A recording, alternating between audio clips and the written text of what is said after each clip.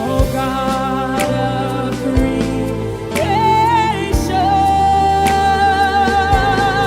direct our noble cause. Guide our lead us right, help our youth the truth to know. In love and honesty to grow and live in just and true.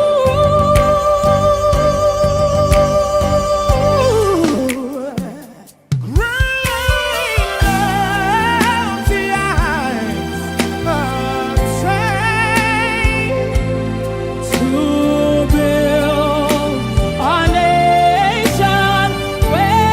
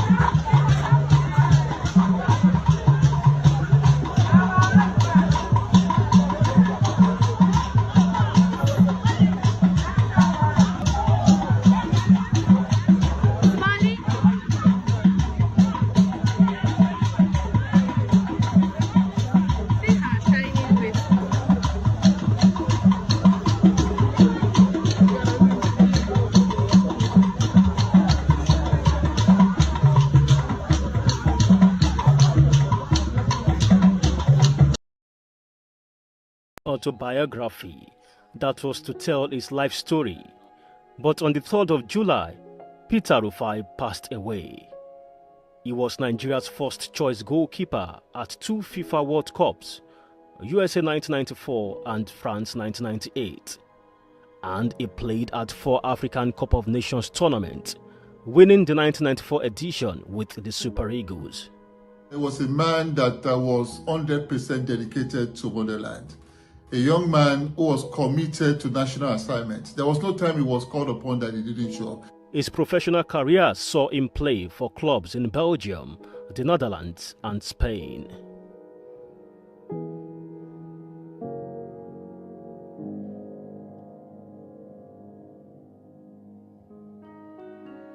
After he retired from active football, Peter, a prince of the royal house in Idimo, Lagos, set up the Star of Football Academy, where he continued to inspire, mentor, and nurture young footballers. Read a tribute by Nigeria's President Tinubu. Fondly called Dodo Mayana by fans, his death becomes the sixth from Nigeria's famous class of 1994.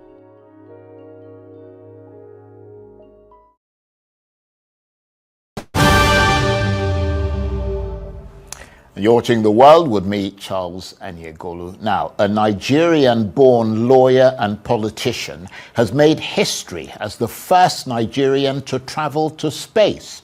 Owolabi Salis was among 6 passengers aboard Blue Origin's space mission, which lifted off from West Texas last Sunday. The 10-minute suborbital flight took the crew past the Kármán line, the internationally recognized boundary of space, reaching a peak altitude of just over 105 kilometers.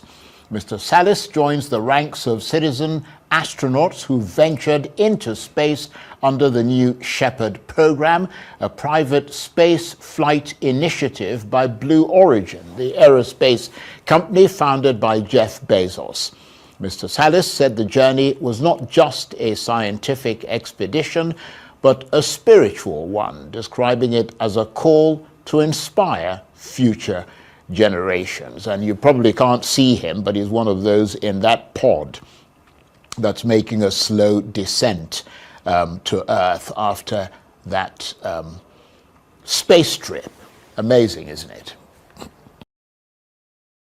The other big news today, Donald Trump's flagship spending bill has passed its final legislative hurdle, squeaking through the US House of Representatives after 2 days of high political drama. The yeas are 218, the nays are 214. The motion is adopted. Well, in the end, only 2 Republicans voted against, following massive efforts to bring holdouts on side. It means that Mr. Trump's deadline of Independence Day on the 4th of July tomorrow has been met, despite a delaying tactic by the Democratic House leader. Hakeem Jeffries, who gave the longest speech in the chamber in recent memory, was finally finishing on his feet before the vote was pushed through. The bill, which includes sweeping cuts to taxes and federal programs, is now expected to add trillions of dollars to national debt. It goes to Donald Trump tomorrow to sign into law. Well, this is the scene live in Congress, where we've just seen Speaker Mike Johnson. You can see him there in the centre of the screen. He has just announced in the last few minutes that the vote was passed, 218 yay, 214 nay, as they put it. And so good evening, everyone. I'm sorry, I'm a bit in the darkness. It's funny because I have a bit more light here, but somehow I'm still in the dark. I just need to clarify some things before we go ahead. Just to be sure, is everyone hearing me? I know my voice will be different because I'm using a different mic. Can you hear me? Well, I can hear you, forefathers. I can hear you. I hear you. Perfect. I hear you. All right. Thank you for that. I hear you, Madam. All right. So welcome, gentlemen, and the absent ladies. You're always welcome too. Even if you're not here, you're always welcome. Yeah, this is interesting because this week I'll not welcome the AI. First of all, I would like to pay tribute on behalf of Dr. Damages and all the elite panelists here to the goalkeeper, the Nigerian goalkeeper. What is that? Rufai. Well, I don't know his other name. What is your other name? Peter Rufai. Peter Rufai. Peter Rufai. Peter Rufai. Peter Rufai, yeah. So let's pay tribute to his family and wish them condolences on their loss. And I think it's a loss for the Nigerian people too. And hopefully, this may inspire a new generation to be able to do something remarkable like they did. Their generation really did Nigeria proud for quite a long time. They did put in a lot of work, and he is by far the most remarkable goalkeeper Nigeria has ever had. So we have to give him the respect, and I hope the Nigerian government follows suit to really remember him for the contributions that he has made to the country. Let's now go to the main topics of the day. From the title, as indicated, the Trump has a big win. I think it's a budget, big, beautiful budget. Only Trump can make something like that up. But it is beautiful and it is big. So get it right. Get it right. Big beautiful bill.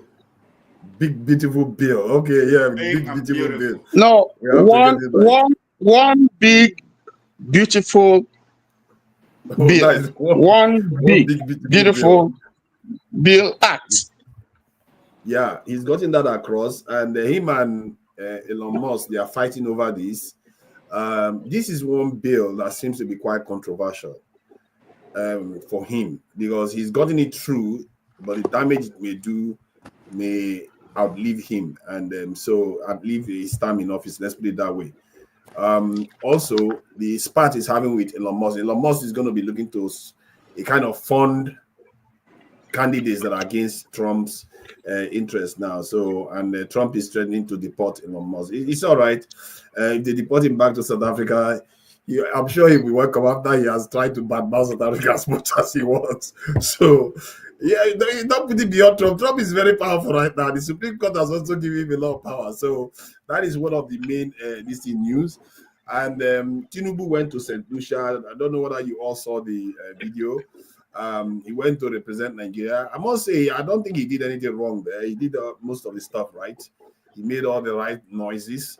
And so maybe we'll touch on that. I'm not sure it's very major. You never know, because that thing can spill into all kinds of discussion about what the president should be doing about the diaspora, instead of just going to a country made of about 200,000 people. But that is that. St. Lucia is a great country, and they are one of those shining lights in the Caribbean. All right, so the next one is ADC. ADC, and that's going to be a big one, because they are gearing up for the next election now, and all the alignments are beginning to take place. So I didn't watch the first session, so I don't necessarily know what grounds have been covered on that. I'm sure Nigerians would have trashed that into the ground already. So let's see where we go from here. Let me bring it back to the normal area so that we can look at these things. Okay. Which area do we go to? Have we spoken about the ADC bit already in the first session? Just to confirm. Yes. Yes, we did a little bit of it in the first session. A little bit of it. Yeah, okay. It wasn't exhaustive. It wasn't exhaustive. Okay. Let's touch on it. And before we... Masca and Mr. Chike have not, they were not on that section, so you might start with them first. That's very, very generous of you. And welcome, Mr. Chike, Enyawo, and Masca. Masca is obviously an illustrious and elite member of this channel. He has very, very insightful opinions on these issues. And Chike has disappeared. Chike, if you are there, you can come back. Omori is backstage. I was coming in too. So, Masca, what do you make of this ADC, this thing coming together, coalition? Don't you think that they don't have a choice? Otherwise, Tinubu is just going to run, rush, just completely decimate the opposition if they don't come together. What do you make of it? Oh, well, thank you, forefathers. Good to see you once again. And good evening, everybody. Ovie, Tony, Omorui. I hope I pronounced the name correctly. Omorui, yeah. Omorui. Okay. All right. Make I tell you how accurate you are. Kafi Burantaba Nono. Shake Ovi. All right.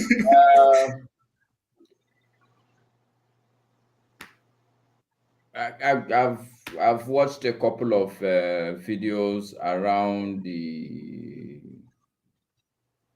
coalition. I've actually been following the progress of the coalition, More so because I had a politician who is more like a friend who actually was very much interested in the coalition. So my take actually it's a bit nuanced. Sorry, let me just. All right. Yeah, maybe you can take your. Maybe you should take another person. I have to deal. This guy will continue to call me until I. All right, that's fine. Let's go to Oga Chike. So say Chike, ADC is coming together. They don't have a choice now, do they? And what do you make of it? Do you think that without Peter Obi being the flag bearer, they have any chance at all? Chike, you're muted though.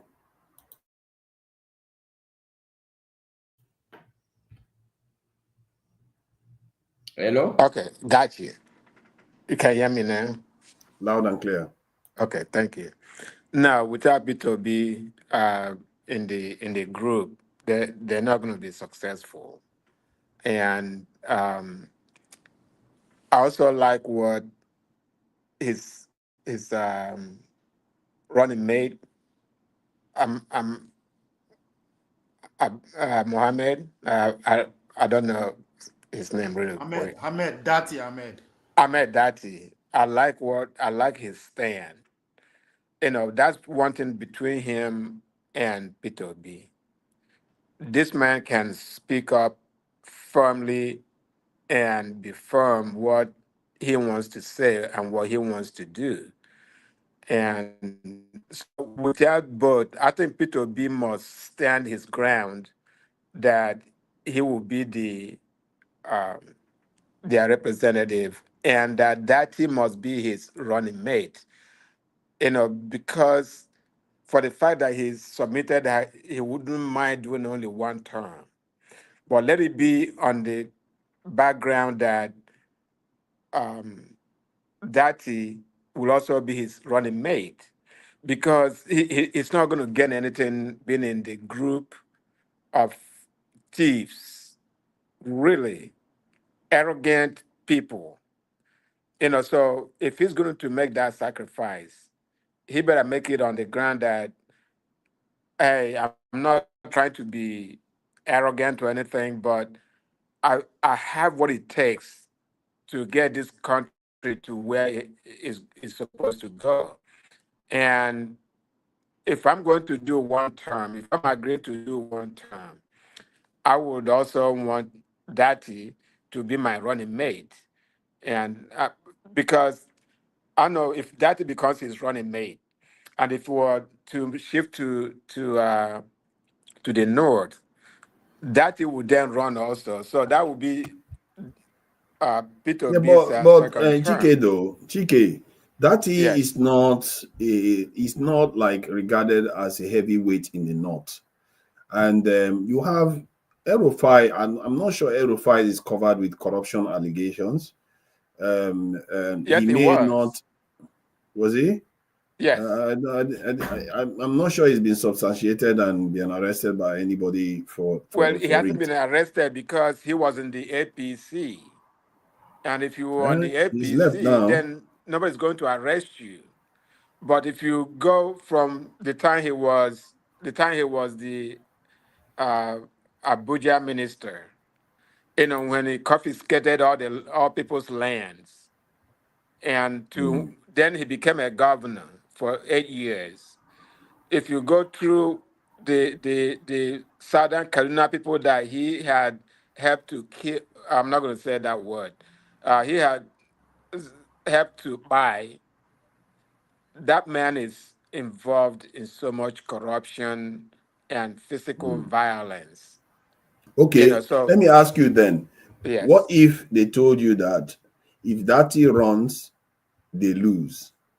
But if Rufai or some other heavyweight, I don't know which heavyweight is going to be, maybe somebody in the image of Kwankwaso. I don't know any other heavyweight in the north other than this in Rufai, really. If somebody like that doesn't run with Peter Obi, then he loses. Would you still say that he has to be dirty, knowing that they're going to lose? They're not going to. I will not say that because I know they're not going to lose because Peter Obi alone. In fact, even that is said that that if Peter Obi stays in the Labour Party, assuming Labour Party is together. Last time he beat both APC and PDP combined. If the election was proper, so it really did. If it doesn't, for the fact that if it goes away from the ADC, they're not going to do much. They're not going to. Tinubu remains the president by crook or any means. So okay, I will come back to you. Let me just try something else. Let me ask Mask at the same time, so that you all that are up there can exchange on this, because we have to try to examine where the merits are, because sometimes because we like Dati, we just say he has to go with Dati. So, but Maska, what do you think? Do you think they should go with somebody like Dati, even when he's not the heavyweight in the north? And do you know of any other heavyweight that may be suitable as a running mate for someone like Peter Obi? Only Nigerians can talk like this. Only Nigerians can actually talk like this. Oh God, what did he say that?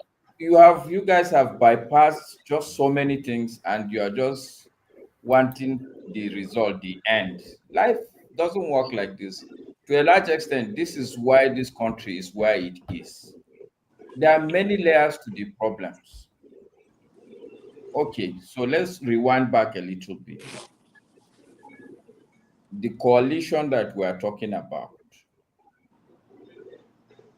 obviously, they have to have a convention, and most likely they have to have an election or whatever they will call it to decide who is going to be the flag bearer. But Nigerians have already assumed that it's going to be Peter Obi. Nigeria have already assumed that there won't be a major crisis because of that election where the coalition will collapse. We are even now discussing who should be the vice presidential candidate. I don't think this is the kind of discussions we should have at this point. Honestly speaking, if we think we're enlightened people are having this discussion, God help all the other people at the lower level of the society. But so what I'm telling you, forefathers, it will be a nice beer parlor intellectual discussion, okay? But if that is not what we are going to have, the truth also is that I will support Chike. What he is saying is after 4 years of Peter Obi, because his assumptions we are making now, we are just assuming everything away. We are assuming that he has been given the party. We are assuming that, okay, he will be asked to choose who will be his running mate. There won't be any negotiations. We are even assuming that they have won the election. That's what Chike is doing. He's saying that after 4 years, then Dati will now run as president. Hello? What he said. That is what I find a bit problematic. Chike, hold on, you're still it's fine. yourself. It makes a lot of sense, because if you look at Goodluck Jonathan, when he was vice president, even Yaradua himself then was not a big wig. This is the Nigerian party politics that we should understand.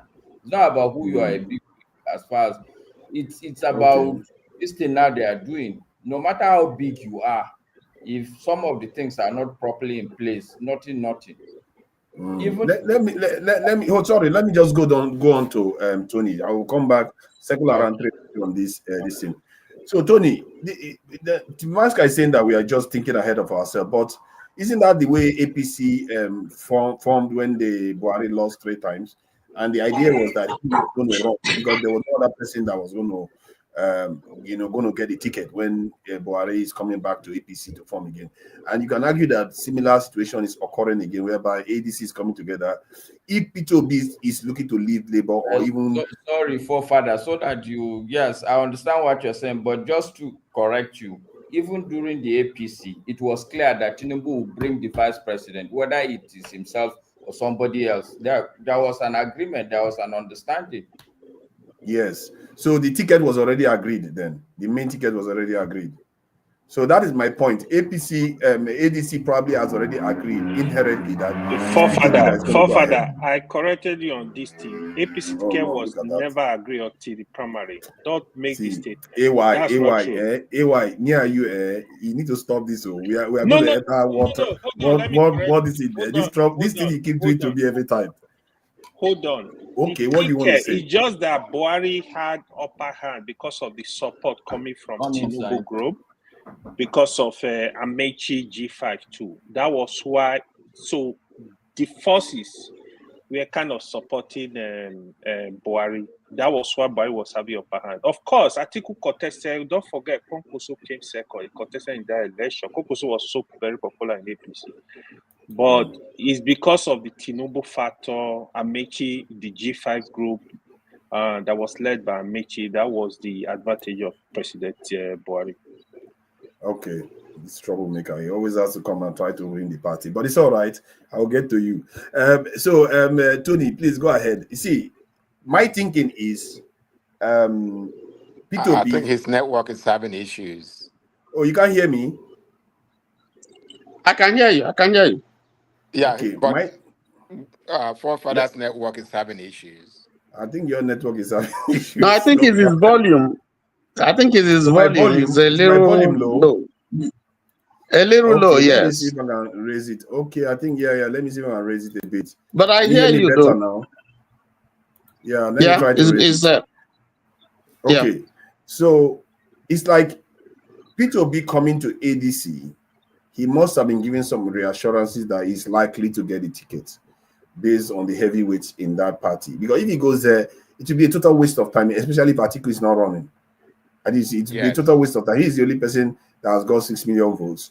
And if he goes there and he knows he's not going to get the ticket, it's a total waste of time. He wouldn't bother going. So I'm thinking they have already given him assurances that he's going to get the ticket, like they gave Buhari. So let's say he goes there now. Don't you think, does it make sense to go and take Dati as his running mate again, given that the Rufai is there, which I consider a heavyweight in the Nigerian politics, or some other person? Does it make sense to still go with Dati? That's the question. Okay. Greetings, forefathers. Glad to be here. Greetings, everybody on the platform. First of all, like I did say in the previous discussion, I think we have to put things in proper perspective. What we are dealing with here is a coalition. It's entirely different from what we had with, Buhari. That was a merger, and you had a party. This one, you have various individuals from various parties trying not to merge. The parties are not merging, but the individuals are trying to adopt ADC. My wife, please. Excuse me. Let me finish, please. So they are trying to adopt ADC as a special purpose vehicle for the election come 2027. So it's slightly different. Now, if you listen to Dati, what he has said is that the coalition has approved everybody to stay within his party, apart from those who are going to take, like David Mark, who are going to take interim offices to resign. But every other person could stay pending primaries that will be conducted. So we're trying to put the cart before the horse. That's what I'm trying to say. So the situation is not clear yet. That's one. Two. The other thing I want to say is, we are all speculating. We are all postulating. We don't know what is going to happen. It's not clear that Obi is going to be the presidential candidate. We don't know. That's just speculation. And people are right to speculate. There's so many competing interests here. But let us go with the permutation, just as you have asked. If assuming Obi is becomes the president, is chosen after the primaries, whatever they do, becomes the presidential candidate and is to run for, one term, 4 years, which I support, because the South must have their 8 years. It's only fair to do that. And if you are coming as a corrective party, a regime, then you must ensure that the South does not do more than 4 years, going by. So it will be Ashiwaju's term, God willing, if he completes his term, and then the next term should also go to the South. So it becomes 8 years, and then it can move to the North. So that way you can build confidence, and that for me would be justice. Now, who should Peter Obi take? Everybody is coming with something into the platform. Obi comes with a lot of political capital. They know that. Atiku is also there. You can't dismiss Atiku, whether you go by the votes that he garnered or was allotted to him in the last election, so Atiku is also a force. He has interest, otherwise he will not be there. Now, I don't know whether his interest translates to wanting to run as the president or wanting to guide, the party in a way that they can win, using his experience. We don't know. So we don't know the facts as yet. But let us say Obi is the presidential candidate. Now, I think it would be asking for too much to say that Obi should be the presidential candidate, that he should also be the vice president. I don't think, because this is a coalition. It's a give and take. You give this, you let go certain things. Otherwise, that will not be right. This is a coalition. So, and there are so many big whips there. There are so many people. If it's like you are going to a football match, you are not going to take your 4th 11 because the opponent that you are dealing with is formidable. They are not going to sit down and watch you and look at you do what you're doing. They're also planning and scheming. So this is tough. So I would expect that, because the problem that I see here is that, just like sports, everybody is a good coach. Everybody feels that he knows much better, but here the situation is not clear. We don't know where the goalpost is going to be. We don't know who the referee is going to be. We haven't seen the ball. We haven't seen the field. So they're just trying to build. I think the focus right now should be, let us build this party. Let us agree, on the way forward, and let us build the structure. And then we can go into primaries stronger than start with something that can cause dissension and division, which the opponents are likely to exploit. But again, I go back to, permutation that you have made. Let us say Obi, there's Tambowa, because what you're looking at is who is likely to get you support. I mean, the VP, whoever becomes the VP, should be somebody also who has some influence, political influence, that can draw support. I would say in that case, if you follow this permutation, Atiku should get someone, because if you look at the two of them, Atiku 6.9, Obi 6.1, going by the last election, some of those support will still be there. So even if they thin down a little, but these are people we know that have some large following that they can bring into that party. So I think that Obi should not take everything. That's assuming that he becomes the presidential candidate. He must look for that he can be appeased. There are roles that he can play. Rufai can be, anybody that they choose to be the vice president should be one that would also pull some votes, not just somebody who is just there and is not going to be influential politically. Let me stop there. Thank you. I don't know why people seem to think that, let's say, if Atiku is not running, he's not going to back Peter Obi, because after all, Peter Obi was his running mate one, if I'm not mistaken. If that was the case, Peter Obi should have been a natural person he's going to ordain to go forward. So I don't know why people think that. But that said, the point you make is quite important about, you can't expect to have Peter Obi and Dati in an ADC coalition. I don't think that's a little bit too much to add. I think that point is very, very strong. Chike, but are you not going to accept Tambowa if they say it's Tambowa or Rufai? You're not going to accept him. Our obedience is not going to accept him, not just only you. But I don't think Chike finished. I don't think Chike finished his term. You No, gave him all. he's not finished. Yeah, I'm He asking him did again actually. I think he did. No? now. Yeah, He did. Chike, so what do you think now? Is are the obedience not going to support Peter Obi if he had Rufai or Tambowa as a running mate? I can't hear him. I'm still speaking. Everybody can hear me, but you I can can't. hear you. Can anybody hear him? I can hear forefathers very well. It's your audio. You may want to go out and come back in again. Your audio is a bit dodgy at the moment. Let's get. Tony, can you hear No, forefathers? so forefathers, somebody interrupted but let me just Okay, make please go ahead. Go ahead. Yeah, go ahead. my take on the coalition, and I think the perspective we should take in terms of looking at things, I think should be basically two. First, it should be a systematic look at things. Okay, and I'll start with that. In my own opinion, the problems in Nigeria, the political problems in Nigeria are layered. It's almost like an onion. If you do a deep dive, you will see that one of the major problems that we are dealing with is the fact that there's no proper political party ever in this country. What I mean by proper political party is that I listened to somebody who gave an example with UPN.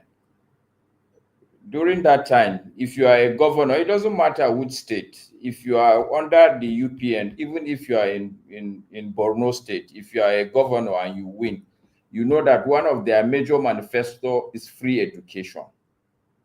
As a governor, you must have to do that. That's party supremacy. And I think one of the things that these ADC people are saying is that, look, we want to build up party. And I know a couple of people who said, oh, look, I'm tired of this party, I'm tired of that party. When you hear them speak now, they are saying that they are in ADC because they think that this ADC seems to have a semblance of a proper party. And for me, it will be a big advantage if all of us now that are talking, we should jump into that ADC. Try to seize the opportunity to make it into a proper party. Yes, you are looking like me with a sly eye of V, but I'm being very open, because there is no anybody that will come from Jupiter, Mars, or anywhere else to solve Nigeria's problem. And the most readily available way now is this democratic process. I'm not a believer in too much democracy. I mean, I tell people that, look, I know that there are a lot of hindrances to the system, but that is the most readily available vehicle now that we can take advantage. Yes, our politicians are bad, but I think if you put bad people in a good, proper working system, they will turn out well. Part of the major problem that we have in the country is these primaries. That's why I'm saying that we're assuming away too many things. It is the primaries. This is what has created the scenario where Tinubu is president today. Because during the PDP primaries, everything scattered. So Okay. my take is that we as Nigerians, that is where we should start talking about. Forget about who will be the flag bearer for now. What will be the system first that the party will take to nominate who is going to be the flag bearer? That's one. Okay. Number two, let them build a process where the party will be supreme. Whoever becomes the leader, that party, because of the kind of people, the kind of I don't know what word to use, but let's make it a proper party. Let's begin to see how we can build the country. This is a good opportunity, not to jump into, because look, if it's Peter Obi or even Atiku, if things are done properly, things will be better. And even if it is Obi, and if things are not done properly, these things are not going to go anywhere. I rest my case for now here. Thank you. So the age of Trump, alias Ovie. So this okay, let me go back to the idea behind Peter Obi joining this. And is it an anathema that Atiku will support Peter Obi, given that Peter Obi has been his running mate previously, and also or in the past, and also the fact that Peter Obi is looking towards ADC? Is it that he has been given assurances that he could get the nomination, or is everything still up in the air? And if everything is up in the air, which candidate can possibly emerge from ADC that is not Peter Obi that can actually be assured of victory. Please go ahead. Sorry, Ovie, I beg just tiny second before you go on. I just want to clarify. Pansad, is my lifelong adversary. I see he's saying that there's a fine girl with me. I just want to put it on record. It's my wife, my wife of 32 years. Exactly. So, with that, our first child is almost 29. So it's not a fine girl. I saw Shaw also joining a Pansad. So just to put it on record, it's my own wife of 32 years. So let it be there. Thank you. Thank you, my brother Masker. These are people that we should bring up people like this in Nigeria. If people like Masker is like this, Nigeria will be better, because he had no reason to go and do anything, because he doesn't have a baggages everywhere. He's trying to repair their life. He just have his family. KJ, what do you mean? What about forefather? Don't start now. Don't start. Don't drag me to this one. Now, Masker, I just thank him. I saw Masker when I saw Masker in Nigeria. I questioned why we are all overseas. Even I really questioned it. That what is the point? He's surviving and doing very well in Nigeria, just fine. So when people say Nigeria is on fire, then not for him. I can tell you that right now. All right. Age of Trump. So what do you make of the question? I hope you still remember the question. Yes, I do. Mascot, that they make my face because you are calling on Nigeria to join ADC. So whenever you call to join APC or join Obidi or just, so that's why I'm laughing. Not that your suggestion is out of place, right? Just that I wasn't expecting it. So I think I don't talk this thing more than I think since the beginning of the year I said Obi is the target, especially the northern angle. So the correlation that I'm seeing here is still because of Obi. Now, I'm saying that because, first of all, this is politics. In a way, it's still very early for us to say Obi is all in. I keep saying it. I don't believe Obi is foolish. I don't believe Obi is foolish to go with this arrangement because it's not going to favor him. The only thing that will favor him is to just keep that same energy, momentum, keep on his own, just keep going the way he did towards 2023. I know it's a very tall hurdles now because as soon as he decided to go that route, they will all turn against him and start making sure that he didn't. So that's what I'm seeing here. Is another angle of going after Obi, of course, even though Atiku hand is everywhere. Who else to lead the coalition? Or if not him, the respect is still there, even though he's struggling to get 100% people from them. So at this early stage, I'm sticking to my guns. This is not to defeat Tinubu in any way, other than to just make sure Obi presidential ambition is tamped before he get out of control, and there's nothing wrong with that. This is politics. Now, this is collective thinking for me from the northern angle, but again, we should also understand that individually, they are running to put themselves in a better position to take advantage of the consensus that will come, because whether we like it or not, the North will come up with a consensus candidate, or whoever emerge as a favorite, they will all rally against them. That's the normal thing with that. So these individuals from Konkoso to Atiku, that is at the back of their mind too.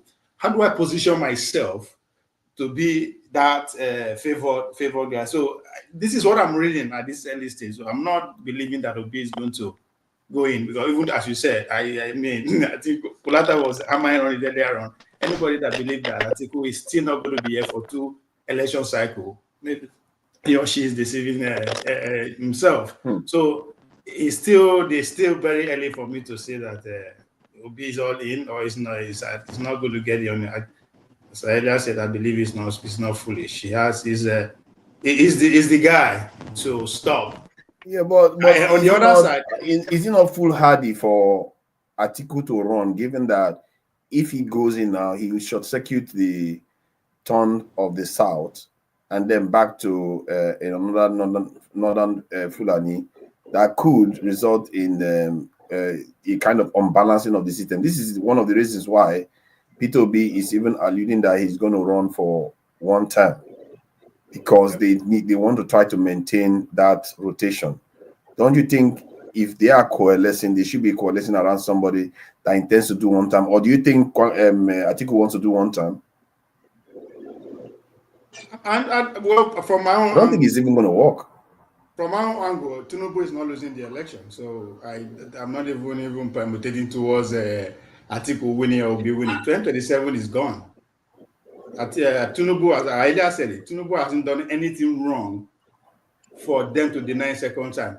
To the power that be, not the Nigerian people. We don't count. We are not there yet. But those who do their interest counts, the man hasn't done anything wrong from both home and abroad.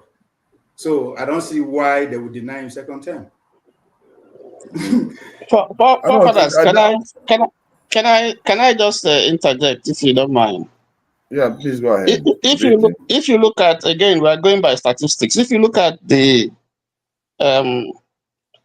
percentage of votes, we're going by the last presidential election.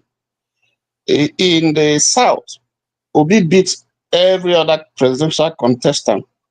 Totally, he had 44.5% of the votes cast for the presidency. Tinubu had 35.5%.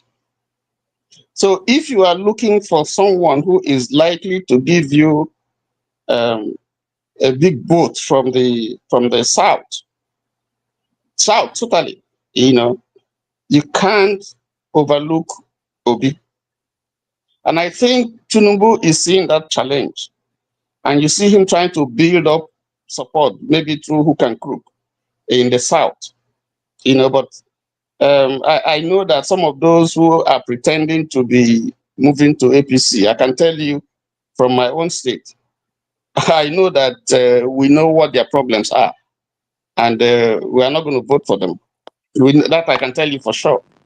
So in Ebonyi State, for instance, you see the governor warning the chiefs, that if they vote if they go LP, if they don't vote for APC, let's put it that way, they is going to take off the title from them. And in Lagos State recently, we see one of the Obas who also derobed some Obas, some chiefs, because they were seen to be attending LP meetings. If you listen to the language of the Lagos State governor, when he was speaking on the forthcoming local government election, he was begging Lagosians to please, they should not disgrace them. For a governor to say that, it means that maybe there's something that is seen. Now, Tinubu is very strong, or was very strong in the north, if you go by the election, the presidential election again. I think he got 62% of the north voted for him. Now, the scenario is not the same now. It's quite changed on both sides, whether it's Obi and Tinubu. So if you get a combination of Obi's capital plus that of Atiku, then that will stand as a counterpoise to whatever Tinubu, the incumbent, is going to bring, So even with the power of incumbency, and if we go by the kind of things that we are seeing going on, how power is being used, intimidation and INEC and all that, I think that if this coalition, if they can mobilize substantial votes from the north, and then you can get, Obi can bring his own and all the other persons, from the south, Arebeshola and Co, they can bring Rufai and all that, they can bring, whatever votes that they can garner. Then I think the ruling party is in serious trouble. So, and I see the evidence because they are panicking. If you look at the pronouncements of all of them, whether it's Wike or whether it's the president's spokesperson, so on and so forth, you can see that this is one formidable threat and they are not taking it for granted. So we are not sure what is going to happen. We are not sure if the coalition is going to go on without being dissipated. We don't know. But if they are able to put their acts together and look more, first of all, in terms of building the coalition, and put aside first their individual and personal aspirations or interests and work for building the party together, and then ensure that the primaries is free and fair, that would put them in a stronger footing to be able to challenge, incumbency. I think those are the issues. That's what I'm looking at. But to say that it's a straight win for. Yeah, Tony, only you spoke for like. Yeah, Tony, don't be going too long. Don't be going too long. I think it helps. Okay. Yeah, we have the protester there. You didn't get to your always turn. protesting. You spoke before everybody. You didn't get to your turn and you're speaking. Okay, I think it's only fair. You didn't get to your turn and you're speaking. Leave it first. You didn't get to your turn before you spoke. Nobody challenged you now. You are speaking for 5 minutes. The fact that you waste. Yeah, let's try to keep it brief. Let's try to keep it brief. I think let's be reasonable with each other, because I will try to shuffle it as quickly as I can so that everybody just has to say quickly on this, so that we'll move on to another topic. But this thing that we keep doing, that okay, they have to form a party. Of course, they are going to form a party. The question is, what are they going to do with the formation? Because the age of Trump now is now saying that Tinubu is going to win because he didn't do anything wrong. I'm not necessarily sure about that. The powers that be don't have a horse in the fight. As long as Nigeria selects somebody and the person that they are selected is not an outright communist, they are fine. As long as the person is going to do their bidding, they are fine. So the question is, how is it that you are going to have? What kind of configuration do you want to see? Because one of the areas I'm a little bit curious about is Kwakwaso. Is he in the play in ADC, or is he just going back to APC? If he's in ADC, because if he's in any way engaged in ADC and becomes a running mate of someone like Peter Obi, I'm telling you, Tinubu is in big trouble. That too, because that guy will get Kanu, and he will still get other northern states. With Rufai, Tinubu is in big trouble. So what do you make of that? Kwankwaso is focused. Is Kwankwaso in play? He's focused on 2031. I said it even in 2023. That is the target. It's not about 2027. Of course. Yeah, but that's the point now. If he runs as a running mate now, he can do it 2031. Nah. So look at it. The northern. Why not? Why I say you have to look at the fact that the north, they are stars in the north, right? All the 19 governors has equal chance. So there's a lot of competition in the north. So if you have to look beyond 2027, the probability that they will join will be there. It's not there. But the people don't seem to understand when I said Tinubu hasn't done anything wrong. I am not talking about the suffering of the people. No, that's a given. The people are not in position to threaten anybody or to bring anybody and succeed.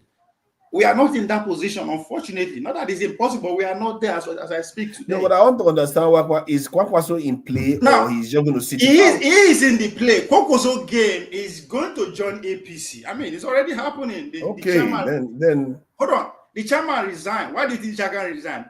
If Kwankwaso joined APC, his goal is that as soon as Tinubu started the second time, he will be in a better position to take over the structure of the party and work to getting the ticket of the party. Is that a given? No. But that's where his aim is. Because I expect them to give him the chairmanship of the party. Right? There's a reason why they have not said so far. That's why I said I expect them. I'm not saying that's what is happening, because the reason why Ganguje had to resign, because he has no marketing value, he has no electoral value, he has no political capital. It's not electable. His image is damaged. So how will you expect him to be above a man who has a sitting governor, has a sitting emir, has 1 million votes to his credit according to INEC? It's not possible. So already he's coming with a leverage. So he's looking at his leverage. Where is he going to favor him the most? Going to 2031, if you are saying he should John Obi presidency, that means the assurance that he's going to win. But even if he wins, the possibility that they will return to the vice president is not there. It has never happened so far. Other than good luck, who me and you know now, divine intervention, that won't happen. So his focus is different from the way he moved. If you look at 2023, when they appear in Kaduna, the house in Kaduna, everybody, he decided to stay apart. He has his own radical. But let me ask you though. Let me ask you this last question before I bring the others up. If, say, peradventure he runs with Peter Obi, they win and he becomes the Peter Obi does his first time and wants to go. Now Kwangwaso has had 4 years as vice president. He has had governorship positions. He's cemented his support in the Kano. Which other northern candidate, because that would be the turn of the north, which other northern candidate can possibly surmount him at that time? Which other northern candidate? Which one? If we are not talking about Shetima in the question of things, what does that tell you about vice presidency? Shetima is spare tire. Shetima no so if you remember in 2023, Kwankwaso said it and he went viral with Hausa that vice presidency in a spare tire was going after Atiku, right? It's not necessary that he's actually. Yeah, but Kwankwaso is a beast. But Kwankwaso it seems like he's ahead of Shetima, if you ask me. No. You struggle with that one. You struggle with that one. It's a vice president. Now, at best was a governor. So you can't. Yeah, but by that time he would have been a vice president too, and a governor, and done so many things, and one of the biggest, I think, one of the biggest states in Nigeria even. Listen, to Nigeria, Tinubu 2 years to his re-election is saying that he no want his vice president again, and head nobody cry for. When I mean nobody cry for North, the big wigs in the North just they no send. What does that tell you? See, as I said it before, now consensus candidate. Forget all this. Is no, I think you have to. So what are you saying that Tinubu is about to make Kwangwaso his running mate, or what are we talking about here? I see him making him the chairman of the party than running mate. I don't see him being a running mate to. Why not? I don't see him accepting that. I'll tell you why, forefathers. Most people, if you look at Nigerian politics, most presidential candidates, they don't want very vocal and strong. It's too ambitious for that position, yes. Okay, thank you for that. But guess what? Nobody will say I will do one time and you expect the North to believe it. You need to go and study what happened to Goodluck. That was actually an agreement. One can if you argue there's a written agreement. You understand? It is not up to you as a city president. You think it's up to Tinubu that he will run, he no go run again. He no fit say no run again. He can't. It's not up to him anymore. People who are benefiting from this government, they go carry gun, enter streets. So once Obi win, you think you will do one time? It's not possible. So they know this thing. Forget these people. They understand themselves. It's not possible. Nobody will give you that chance. You have to come and take it from me. If I win, I no go give them to you. I don't care what the agreement is. you can only go. That's what happened to Jonathan. If you don't, Tony Anene, his time is ground. I think Goodluck made a mistake. Goodluck made a mistake. That's one of the reasons why we have to start learning how. I like what Rufai did when they said that they have to back a southern leader, and that's one of the reasons he said they have to back a southern leader because it's a town of a southern leader. He didn't just say, "Oh, because Atiku is there, let me back Atiku because you're northern." Sometimes some people have to learn to honor their words. If Peter says 4 years, he should do 4 years. If anybody says 4 years, they should do it instead of just trying to backstab the other side. It's not going to get us anywhere. Don't start today. Start from Abore Accord. Okay. Let me bring some people on. In the meantime, Ovi, just hold on and let me bring Dexter on. So, KJ. It's time for the obedience to decide whether they are going to hold their nose and because this is not Ubi Dati anymore. This is could be Ubi Rufai, Ubi which one Ganduje? No Ganduje. Which other name Tamboa? Forefather. It could be Forefather. Yeah, it could be Tamboa. Slowly, hey, Forefather. let me bring you in. Let me bring you on. Hold on. Really, what's your problem? No, sorry, I forgot you. You need to be careful, man. Go Hey, and why let take that it easy moderate. now? You're becoming annoying, man. Hey, why take it Okay, easy? I didn't you see allow you. Ovie. Hold on. You also allow Ovie to go on for second time. For Like almost same 1 thing you hour, did with we have Tony. been here sitting and watching. KJ is here.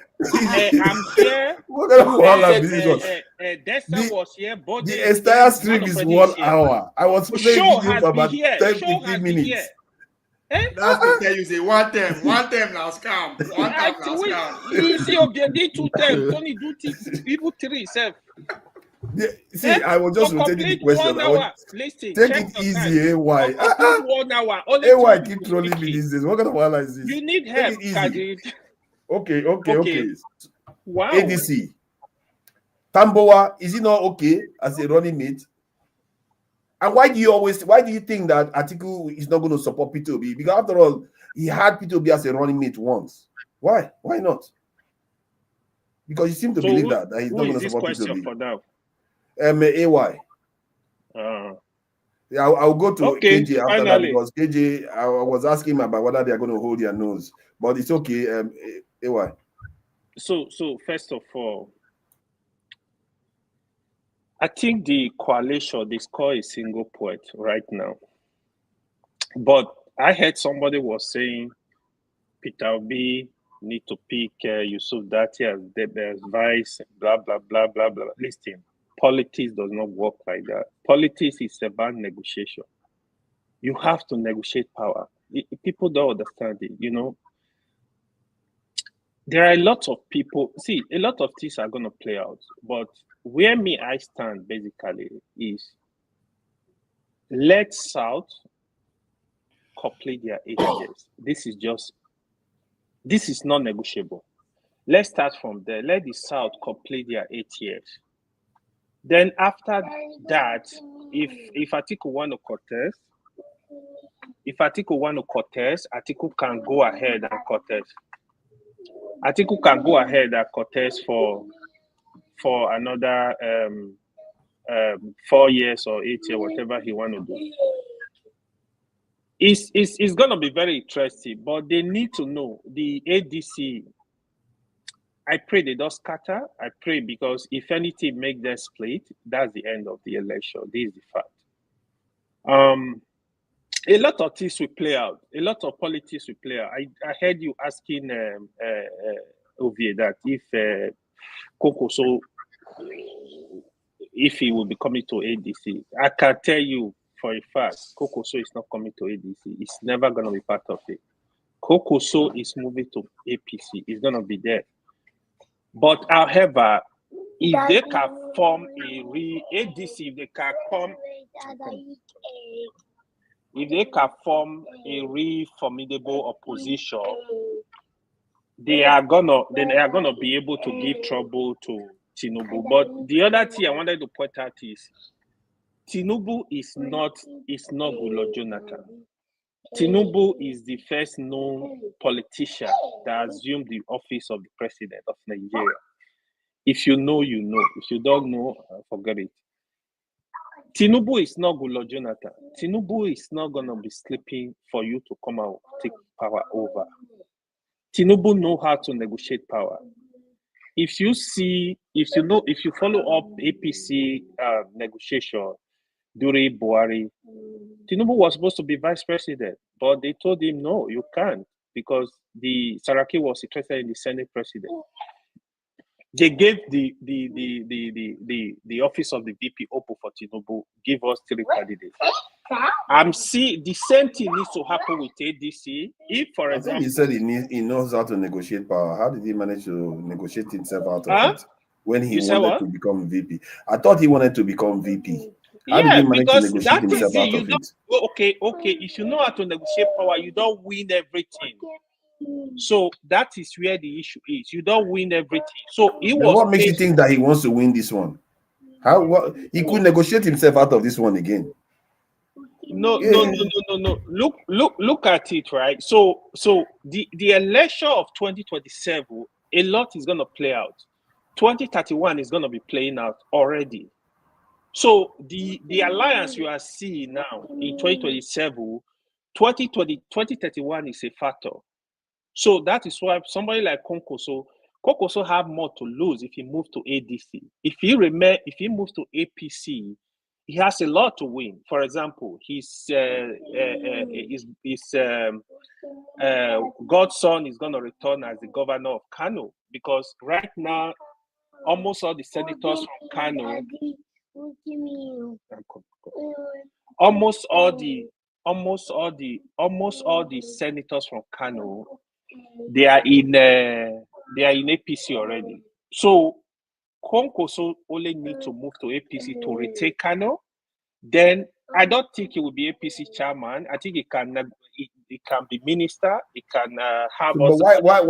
So hold on. Why do you say it's a disadvantage to him to join ADC? Let's say as a potential running mate. Why is that a disadvantage to him? So ADC is still a mushroom party, right? ADC is still a mushroom party. So politicians, they think. So first of all, even in 2023, I was telling people like, Konkoso is a natural Tinubu ally. That's what people don't know. Even in 2023, that play out. So it was he not PDP that he left? He has left all the party. He left APC, left PDP. Your first argument was that ADC is a kind of mushrooming party, or just starting off. But the same thing was APC once, in the same circumstances. And now I will ask you one further question. What will happen if Kwankwaso, what is more likely to happen if Kwankwaso was the running mate of Peter Obi? Do they not stand a greater chance of winning than if he goes with this in Tinubu in the end? Are they not likely to win if he was the running mate of Peter Obi? So yes, it's true, but you see, there is what you call ally politics. Konkoso is Tinubu ally. So it's not that they really be in the same party apart from APC. Don't forget, Konkoso and Tinubu, they were governor in the same time, right? So they have strong. Tinubu have strong network across the country. You saw when Tinubu became president. You saw even somebody like that former Delta State Governor James Ibori, even his chief of secretary to the government, right? So they were all. Oh, you have been muted. You see all this trolling. Only for you to come on now, you become father of all nations. You go and do your father of all nations. Trolling there, you be trolling me all day. No, it's because of this thing. Hold on. Even the secretary to the government, to the federal government, they were all friends. That's the alliance you see that's still going on. Defeating Tinubu, I think if you can even make an attempt to remove Tinubu, a lot of things will play out. So first of all, Atiku must sacrifice his presidential ambition in 2027. But I don't see that happening. I can tell you for a fact, Atiku is going to compete. I can tell you that for a fact. But maybe he's not going to compete hard. He's going to compete to lose. He's maybe just to show. Hard because the problem where I'm seeing if Peter Obi can negotiate consensus, that will be better for him. But if that is not happening, I don't think Peter Obi can compete with them at the primaries, because primary election are actually different from national election. So this is a fact. That is where it's a bit tricky. So attend to the young man, attend to the little baby. When you're here talking about Kwankwaso, go and attend to your little one. All this complete. Go and attend to the little one. Attend to the little one. Stop trying to talk about this thing. KJ, please, thank you for joining us. You see, he spent all this while trolling me, asking for his turn and everything, and suddenly now he's father of all nations. Let's carry on, Jerry. Let's carry on. So, what do you are the obedience going to hold their nose if they chose Tambowa, Rufai? Who knows? Maybe another candidate that people don't like. Are they going to hold their nose and still vote obedient? P2B from ADC. First of all, I want to put a caveat here. I'm not an obedient. I'm just a political observer. I have no dog in the fight.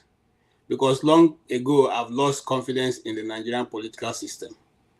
A system does not allow the people to decide who they want as their leader. No, please, let's be honest with each other. You are an obedient. Oh, come on. Everybody knows on this channel that I have never. It's not an obedient. He's shockingly not an obedient, actually. AY knows that at least. If anybody doesn't remember, AY can remember that I always said here that I'm not an obedient. KJ would definitely be for the Igbo candidate. What are we talking about? Let's be honest with each other. You know, KJ cannot. It can never be straightforward. That you see, most of you, some of you sometimes see. Sure is my friend. Sure is an obedient. So if I wanted to support, he's here on this channel, and I would have said I'm an obedient. I'm not. I say the things the way they are. Let me tell you something. I was one, first of all, in the first earlier program who said that if I was Peter Obi, I will put forward that one of my demand would be that my running mate will come with me in this journey. Why do I say that? Because it is easy to sell a Dati Ahmed to the south than to sell an Rufai to the south. You see, the love for the Igbos right now that Rufai is trying to, when did they start? Okay? I lived in Abuja when Rufai was there, and I know what he did to the business of Igbo people there, starting from Wuse Market. I know. I have people who had shops there, so let's not even go into that. But what I'm simply saying is that, why am I emphasizing on Dati Ahmed? I knew I started watching Dati Ahmed's interview following his development since when he was in the National Assembly, and he's a fair guy. I mean, at that younger age he was a bit arrogant for me, but all that has gone, with age. So now he can.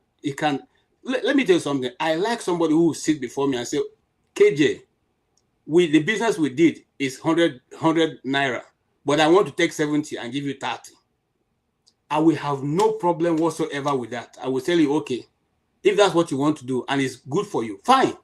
But don't tell me, KJ, we did a business of 70 naira and let us share it equal, 35, and you want me to believe when I know the obvious.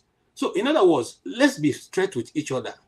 And I think I find him to be a bit more straight, and he will tell you exactly where he stands on all matters, not shifting goalposts. That's one. Two, he is very knowledgeable. I mean, knowledgeable for a politician of our time, because we know that politicians of our time are not even, there are people like Tinubu, we don't even know where they get primary school certificate.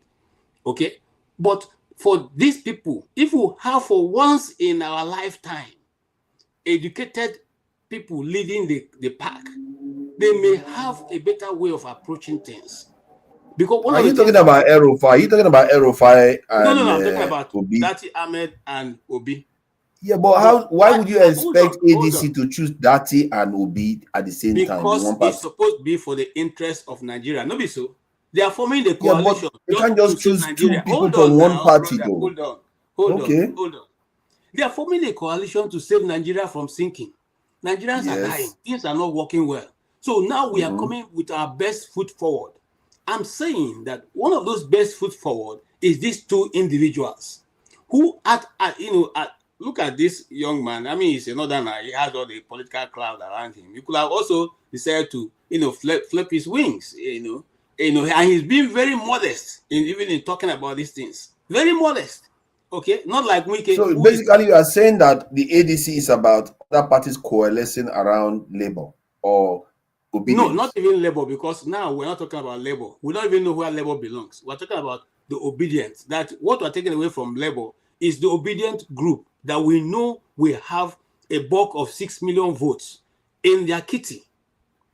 Labour has only been a party since for more than 20 years. What have they ever been able to achieve?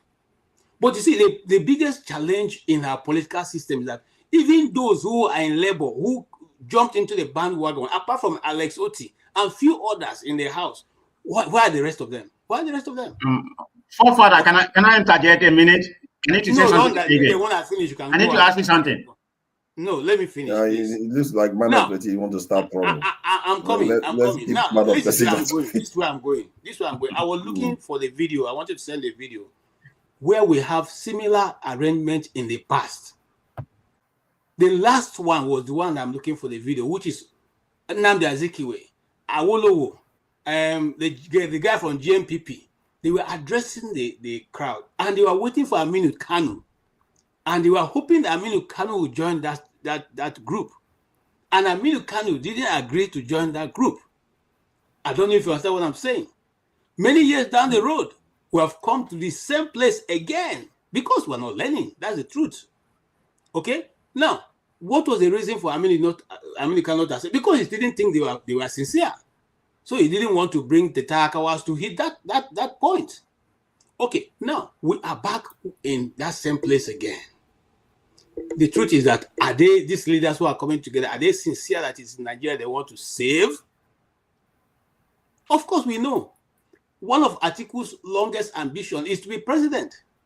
And he has the resources. At least because, see, it would have been much easier. And let me tell you something, and I'll end with this.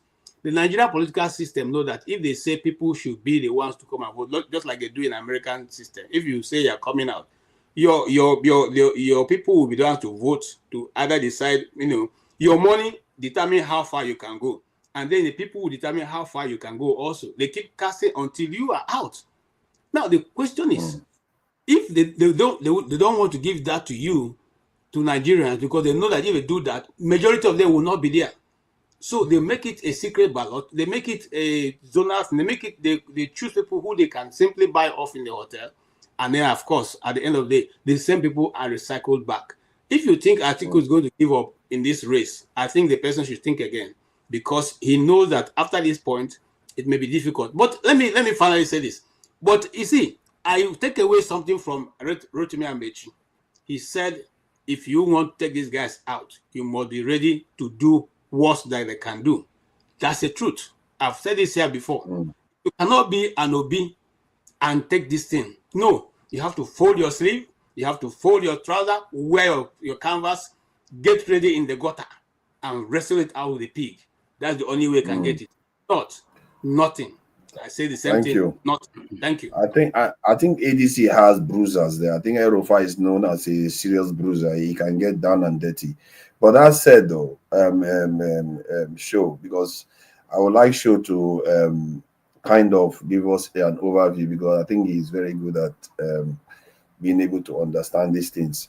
Based on everything you've heard and the direction ADC is going, do you see them being able to coalesce around a candidate and a vice president that the country is going to accept?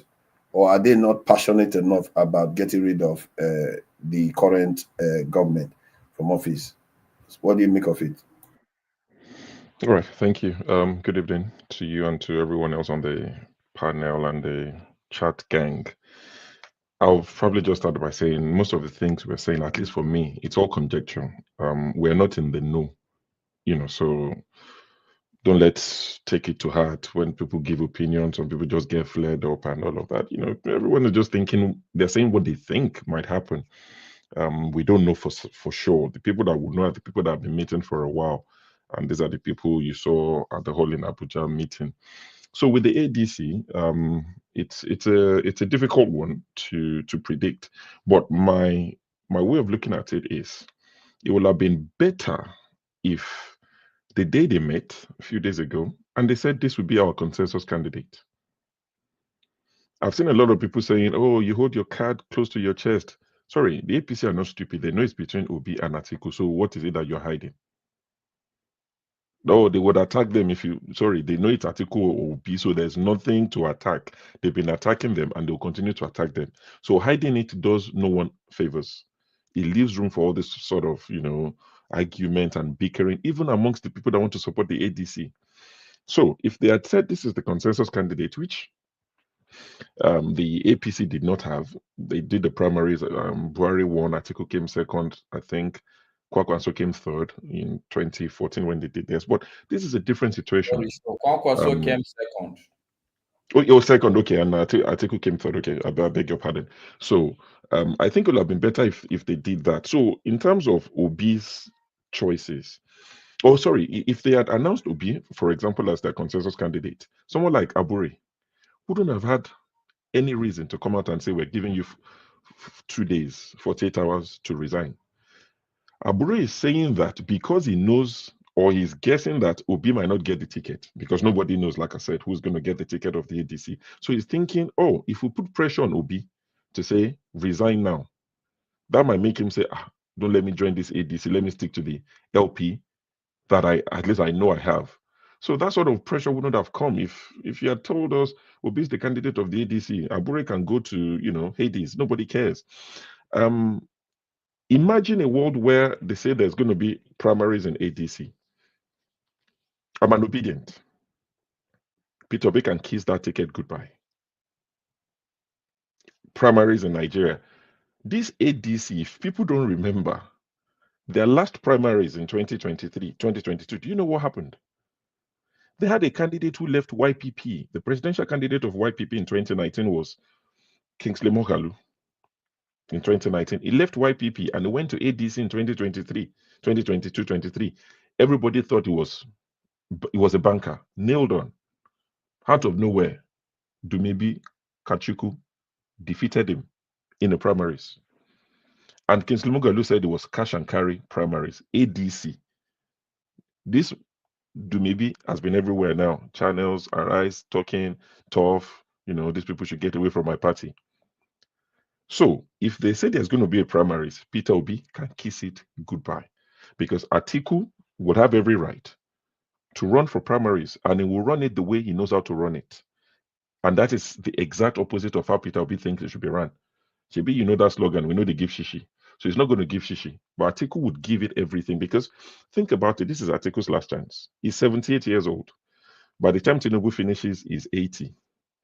If he doesn't win or run in 2027, by the time Tinubu finishes second term or Peter Obi finishes his first term, Atiku is 84. So Atiku doesn't think about rotation this thing. He just wants to run. Some of the Atiku people, let me tell you, so I follow some of these things. I have, have a bit of time. Some of Atiku's boys, the ones that are left with him, because a lot of people have deserted him, some of the ones that have remained with him, what they are touting and floating online is that, forget this your rotation. It is not written anywhere. It's an unwritten gentleman's agreement. They are saying that if you want to be fair to the Northerners, by the time Tinubu will have finished, forefathers, you do the math for us. So Tinubu will have done 4 years.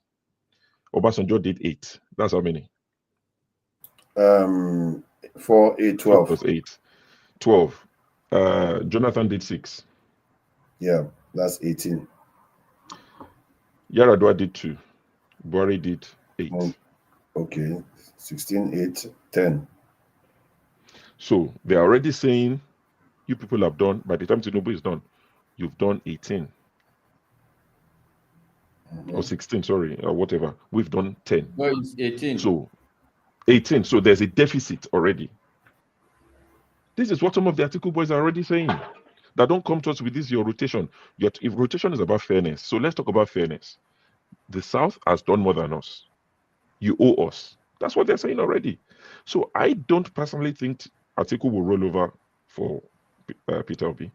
I think if that was going to be the case, they will have said it. The fact that they've not said it means it's still being discussed. It doesn't mean it can't happen.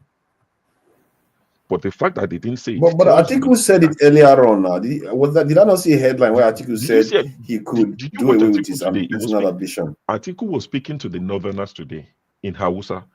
Or I don't know what language he speaks, maybe Fufu. They were speaking in his local language. He said, if I win the election, not the primaries, and anybody tries to rig, he said, we'll fight it this time. He was speaking today to some key stakeholders. He said, if I win the next election and anybody tries to rig, we will fight this time. That is not the man who is looking to dash you. It's his last opportunity. If he doesn't run, he's 84. By the 2031, when he goes back to the north. If you are correct, we do have some. I'm not conjecture. Yeah, that's why I put it. If you are correct, then yes. Man, we have some sorry state of elite class in this country. I don't take the national interest into account at all. But I won't jump in now. Maybe when it's my turn, I'll come back to this. There are a couple of things, but I'll wait for my turn. Yeah, that's fine. Like I said, I don't know. I'm just saying what I think, and I'm open to counter conversations or arguments. So, Peter Obi now, if he doesn't get a ticket, what does he do? Labour Party, another party. If he goes back to Labour Party, 3 things have changed since the last election, or 4 things, but 3 have changed significantly. It's no longer the Labour Party he had in 2023. It's a fractured Labour Party now, infiltrated. It's not the same Labour Party. That would affect him adversely. Second thing that would affect him is it's no longer an unknown quantity. They were saying 4 people tweeting in a room. You've not had that anymore. So they now know what Peter Obi can do. So that idea of taking him with levity is gone. Another thing that has changed since then, or that hasn't changed now, is we know that let's even assume in our wildest dreams, I don't think it would happen if he goes alone. Let's even say he wins at the ballot boxes, at the polls. Would he win in court? Has anything changed at the judiciary? I don't think so. And fourth is dealing with Tinubu, not with Jonathan. Jonathan said the election ambition is not worth the drop of red oil of a Nigerian. Tinubu won't say it's worth it, but won't say it's not worth it. He will keep quiet on that. So he's dealing with a totally different human being. So I think my message to obedience, because I'm an obedient, is I haven't said all of this. People might think, is this guy drifting? Why is he saying all these things? I'm real in most cases. I try to be as real as I can. But the message I'm giving to myself and obedience is, don't let anybody guilt trip you. Don't let the APC banger boys, the data boys, don't let them come and guilt trip you. They would ask you a lot of questions. Oh, so El Rufai is all of a sudden a saint. Has anyone called El Rufai a saint?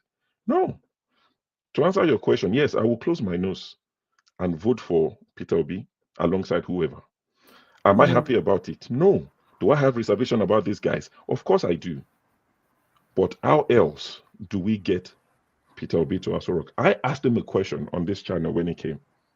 I said, Mr. Obi, are there Nigerian politicians you will not work with, even if he guarantees you Aso Rock seat? I knew what I was doing when I asked him that question, because I knew days like this would come. So they would try and guilt trip you and say, oh, so you're happy to support this, Malami, and this and this. Let them list all the names. These guys that they are condemning, who are still condemned, they were good enough for these APC boys 2 years ago. If they were good enough for you then, they are good enough for me today. If they now ask you, how are you different from the people you condemned 2 years ago? I don't have to answer you. Your opinion of me, I don't have to contribute to your opinion of me. You make up your mind on me. That's your business, and that's why it doesn't count. Okay. I've made up my mind on you, APC boys. I didn't consult you to make up my mind. So you don't ask me, oh, so how are you different? I'm not going to answer you. I don't owe you that explanation. So don't let anybody guilt trip you into this. Oh, so now you're entering a room with El Rufai. Yes, I am. So what's your next question? What are you going to do about it? They were good enough for you. These people were defending this man that they just sacked as the national party. This man was collecting bribe, putting in his pocket. It was good enough for them. If they didn't sack him and they presented him as presidential candidate, APC boys would defend him. They would tell you the reason why he's a good administrator and better than Peter Obi. So these same people now want to ask me, why do I want to do anything with El Rufai? In the ideal world, I wouldn't. But if my house is being burgled by armed robbers and the Agbero boys on my street want to help me, I won't stop them. It doesn't mean I trust the Agbero boys tomorrow. Let me ask you a yes or no question. That's tricky. But go what is the most likelihood that ADC is going to fall apart, or is it's likely very high to come together? The chance is very high that it would fall apart. Okay, very high. Then internal forces and external forces. If that is true, and then we should start working for Tinubu now. Let me even shock you. I agree with you. I agree with you. So let me say this that I might be banished from the obedient group. Finally, don't be surprised if Peter Obi doesn't run in 2027. The wildest take, he might not run in 2027. Yeah, that is interesting. He might go back to his quote and said, "I've always maintained I am not desperate to be Nigeria's president. I just want to see Nigeria work. For that reason, I'm out." It wouldn't surprise me. It might surprise a lot. I also agree with that. Don't let it shock you if that happens. Yeah. It's a wild take, but it might happen. and then we leave the arena for some mad people. And I think if he does that, that could lead to some kind of serious soul searching among Nigerians, because now we've had somebody with this level of civility pull himself out of the system and left with Agberos to elect. That could lead to some serious soul searching. Who knows what it could lead to? Who knows? When was the last time you heard from Kingsley Moghalu? Sorry, one last thing. On a smaller scale, in terms of comparison, when this Dumebi Kachiku did what he did in ADC primaries in 2022, Kingsley Moghalu wrote a letter to Nigerians. He said, I am gone. I'm not doing politics anymore. He was shocked. Like, where did this come from? Paying people for ADC primaries. Like, what? You know, so it can happen. It book Like I said, hotel for them, take. all of them. And Like, show really follow politics this time. They say they call me hypocrite. They've been calling me I'm a hypocrite. I embrace it. So if you call me hypocrite this week, so next week you have to think of something worse. I'm a hypocrite. I embrace it. I adopt it. I'm happy. You do you. Let me do me. Like that. The thing about Moghalu doesn't have the visibility of Peter Obi, where a third of votes were cast for him. And I feel that if Peter Obi decides to pull out because the entire arena becomes too agbroized, as they say, and all these political just hungry people that just want to get into office for the sake of it, not actually to do anything. You could have a situation whereby Nigerians will start having a buyer's remorse. And then, you know how when they selected Atiku in PDP and they selected Tinubu in APC, there was a swell of support for Peter Obi. You know, and when Peter Obi pulls out based on, and when Nigerians look at it and say it's based on this mess that they see on the scene, God knows where that vote is going to go. And because there is that thing is there. Don't pretend as if they're going to go away. They're not going to go away. And that could be a serious problem in the Nigerian space. Who knows? Maybe a new candidate might emerge from nowhere that will blow all these people out of the water. Who knows? Politics is a very strange thing. Nobody saw Peter Obi coming the last time. And who knows what could happen in 2 years' time. So, Dexter, thank you for joining us. And Uzo, and thank you for your submission. Sure, I really appreciated it because you do have insight in all these things. Because I can see now that those Northerners will be arguing for 18 years of another Northerner to catch up with the Southerners. I don't understand what you are saying, Fofa. What do you mean by these Northerners? You stop talking. Oh, like you! That. Hey! You know what I mean? Hey, come on! You got what is all that? That slap on the face of people. Okay, let me hold on. See, my apologies for putting it like that. But I'm saying, based on the context that show was reporting the information, he was saying Atiku people, to be fair, he didn't say Northerners. So it's on me on that one. So my apologies. I wasn't saying it in a pejorative manner. But it's a fair point. If they're arguing for 18 years, it's a fair point. People. So thank you. Thank you. All right, let me get somebody back up here. Let's see. I've been here for a very long time. Oh, look at that. He came last too. Yeah, no, you left me. You left me on the backstage. Yeah, because he came last. That's why you were on the backstage. Okay. Dexter, thank you for joining us today. This ADC talk, I think maybe I just want to rest it because this one that the show has told us that there's no hope. It's likely to fall apart. Should we just start working for Tinubu now and hope for the best? Thank you, forefathers. I kind of I think if I start with what Shu said, I think he kind of gave like an anticlimax of the whole situation. On one side, he's saying it to fall apart. On the other side, he's saying, oh, support, irrespective, and all that. First of all, I said in the first stream, just imagine this is a football match. Or if you're a chess player, it's not like the game of, it's not a football match in the first 20 minutes. You are trying to already say who is going to win the match. I think you are doing a big disservice to yourself. And for people who are supporters of Peter Obi, I think, look, they should become a little bit more politically savvy about this thing.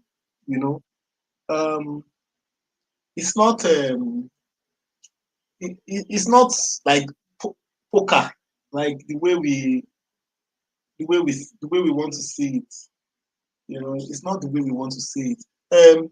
First of all, somebody says, "Oh, they should have declared Peter Obi the candidate." How can they declare Peter Obi the candidate?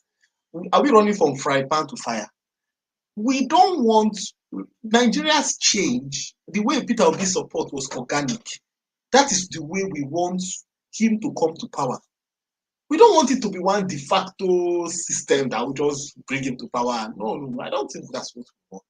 We don't want that. We want, look, ADC should evolve organically as a political party. Now, we should not be so scared about, I know we have people that are supporting Peter Obi, the way people were supporting Buhari, But you shouldn't be so scared that, he will not win the primaries. No! That fear is even the biggest problem, and this is what the opponents would thrive on. When your opponents know you're afraid, let ADC form as a political party. Let them go to the grassroots. I mean, how can we be thinking that we want Nigeria to change? That we want a power grab? No, we don't want Peter Obi to be a power grab. We want the Nigerian people to take their country back. For the Nigerian people to take their country back, if ADC is the political party, it needs to evolve organically.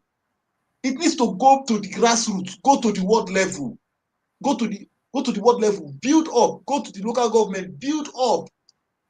Then come to the state level, build up before it comes to the national. Not just, Peter Obi is the candidate. What's next? In fact, that would be the worst political move that will ever be made. That would just bust the bubble of everything. 2 years to an election. That is it. That would be the daftest So, thing. but is there anything wrong with them having a consensus around Peter Obi? Consensus by who? By the party members. Which party members? Who are the party members? ADC party members. Why are we still running into that? We think we want a change. We are going back to the same shit we are talking about. Consensus is constitutional. The Nigerian people want a leader that they choose.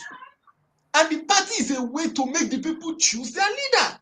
The ADC should go to the world and get people to join, get people to register in that party. Go to the local government, build the party up from the grassroots. Build it up and let the people choose their leader. That's the way it should work. You shouldn't be looking at this, let somebody. So what you want is those buccaneers, because the truth about it is that some of all those people who are forming the ADC, like I said, you have the good, the bad, and the ugly in every army. Some of them are buccaneers. If you give them a chance, they will take everything. We don't want all those David Magdem to just sit and lord over us. We have chosen Peter Obi as the next candidate. Consensus. We don't want that. What we want, ADC should go to the world level, build up the party, register candidates, build up from the world level, build up in the local government level, build up the state level, have executives, and then let us have people of proper character. See, I hear what you are saying though, but you have to understand that ADC has already been built in their own way. It has not been built, forefathers. Sorry. Let me finish what I'm saying. It's already a party before they came and joined it. And now these big wigs have given the party a kind of a weight behind it. And remember, politics in Nigeria is not. I hear what you are saying. I'm not disputing what you are saying, that if you have a party that is built from ground up based on the masses, it's a good thing. But right now we don't have that. Even Showori cannot even brag of it, which is sad. We don't have a party that is built from ground up by members like that. So why do you expect it from ADC? This is the problem we have with Nigerians. Look, let me tell you what I've noticed from what I've seen around the world. Nigerians are, the moment you throw the first brick wall at them, they just believe that is not going to work, and they find the shortest cut, the cheating way to go through. That is the way we all function. It's the same thing that has affected our school. Children, they give them a problem, it's difficult for them, they look for the way to cheat, and then you say you passed. That's why we are turning out people that are low in mental acuity. If you go to the Western world, no matter how difficult a situation is, they will keep tilling at it, keep digging at it till they solve it. ADC has time. Forefathers, one of the things the Ralph Osudi, the former party, the man that handed the party to David Mark, he said that all the structures have been shelved down. The structures have been shelved down, which means that, look, you guys, we have shelved down all the structures, all executives have gone. You go and build the party up. Go to the world level, get people to register, have open registration, get people to register, go to the local government, get people to build up the structure from days. That is the only way you will defeat APC. You build up the structure and let the people be involved. The people must be involved. Yeah, but is this party not part PDP? Labor, some Labor people are there, some PDP people are there. People from different parties are already. They already have a base. Forefathers, it doesn't have a base. Those people are not members. What ADC needs to do is to go and get people to register. So if you show is a member, is an obedient supporter, he should go and register in his ward. That's what show should go and do. Go and register in your ward. Get the obedience to look. If you want Nigeria to grow, if anybody that is supporting Peter Obi and you think that okay, you want him to be the ADC candidate, what you all need to do, ADC. Push for ADC is not to say declare Peter Obi candidates. No, push for ADC to start ward registration, and then push all the people, all those young people, push them into the wards. Go and register. but to what end though? Because the same look at the effect end, is still. Let me describe what I would. Let me describe the alternative one. To the end is still likely to be the same influence that influences Nigerians all the time. These people need money and they will still be bribed and they will still vote according to the bribe that they take. It's not forefathers. This is the same thing I just talked about now. We just believe that now so it go be, now so it go be. Now so it is like this. It is not like that. Go to the world level. People like show, get your people, get the obedient people to move into ADC, register. By the time you register in the ward and your number is much, you will be the one that will choose the ward executives. You go to the local government, you push yourself inside there, you register. By the time you do that, the young people are more than the old people. Push yourself inside there, you will have the young people. They not take money. Are you trying to say the young people don't take money? Forefathers, the people that followed Peter Obi were saying they don't take shishi.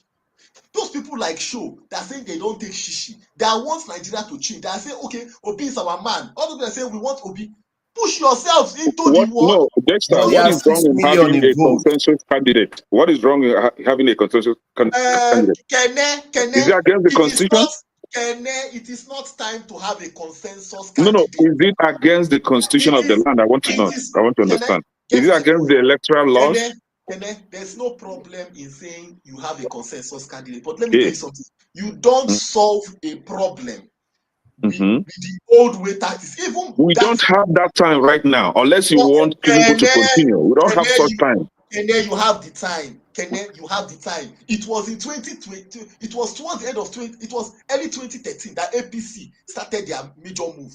You have the time. ADC has the time. Build the party up. The problem is this fear. Like I said, Nigerians have this. Once they just throw us a brick wall, we cannot even think. We don't even say, let us think, how can we solve this problem? I think you're forgetting how APC was built, right? You're forgetting something? See, let me see. Dati Baba Ahmed said something when you go and listen to the interview. And he said it. You guys, look, you cannot play Tinubu's play script and defeat Tinubu. What we want, what all of us here, we want the Tinubu. Stop looking at the APC play script. Dati Baba Ahmed, that is why Dati Baba said, he actually said in that interview that he cannot actually tell you that Peter Obi has left Labour Party. That even him, he has not left Labour Party. In fact, he said that he wants to settle the crisis of Labour Party, that he would prefer them to run on Labour Party. Why? You cannot play Tinubu's play script and expect to win him. You have to come with something new. What made Peter Obi popular and what gave him those votes was the organic followership. You cannot fracture it. You cannot fracture it with the Buccaneer style of PDP. Or no, as obedient right now. As obedient. Hold on. How much are you willing? Hold on, Kenny. Let me just deal with this, Kenny. Let me ask you though. Let me ask you, Dexter. Yes. If say Peter Obi went on his own and ran with Dati, in my own opinion, and I'm sure with a lot of people, they don't see him surmounting Tinubu. If he goes with maybe some other heavyweight in the north, like Rufai or who knows who else, like I think Tambo or somebody, he does have a bit of chance to do that. But with ADC and all the other parties working together with what they had before, Tinubu will eat into their numbers, but they do stand a better chance. So if you're arguing that he should go on his own, except you want Tinubu to carry on, you don't want to stop him now. Let me tell you, forefathers, let me bust your bubble. There's another thing Phil said, which I don't agree with. I will address it. Let me bust your bubble here. Let me tell you, Nigeria, you have almost, I think, 189,000 roughly polling units in Nigeria. Okay? Now, the supporters of Peter Obi genuinely believe he won that election. Not so. There was a Nigerian guy that was saying that, why is it that we are always waiting for INEC to produce results when we can actually have people on the ground to capture that result, and it will be the people against what INEC is providing. The point is this: just assume that Nigeria has 200,000 wards, 12 polling units. That means you need 200,000 people minimum, 200,000 people to be on ground monitoring election. Abi, that's what you need. 200,000 people to be on ground to say, once polling unit has finished voting, I will take a picture of that result sheet and upload it on whatever, WhatsApp, wherever. Let everybody be seeing the result from every polling. So to cover everything, 200,000 forefathers. If you were supposed to pay those people, those 200,000 people, just pay them 5,000 naira each. Punch your calculator, find out how much it will be.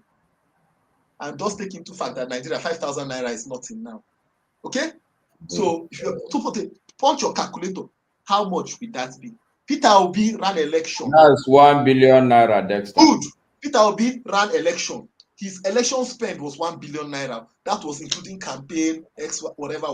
It was about 1 billion naira. Forefathers, that is just to keep. That is just for polling unit agent. That 5,000 naira, you have not talked about their transportation. Some of them will spend 2 or 3 days accommodation. Forefathers, to run election in Nigeria is not easy. Are you hearing me? So the reason why the lack of viability of people like Peter Obi and that is running on Labour Party, it's not because they cannot win. It's because that is when they talk about political structure. That is that thing, that ability to be on ground. That is where these buccaneers from ADC come into play.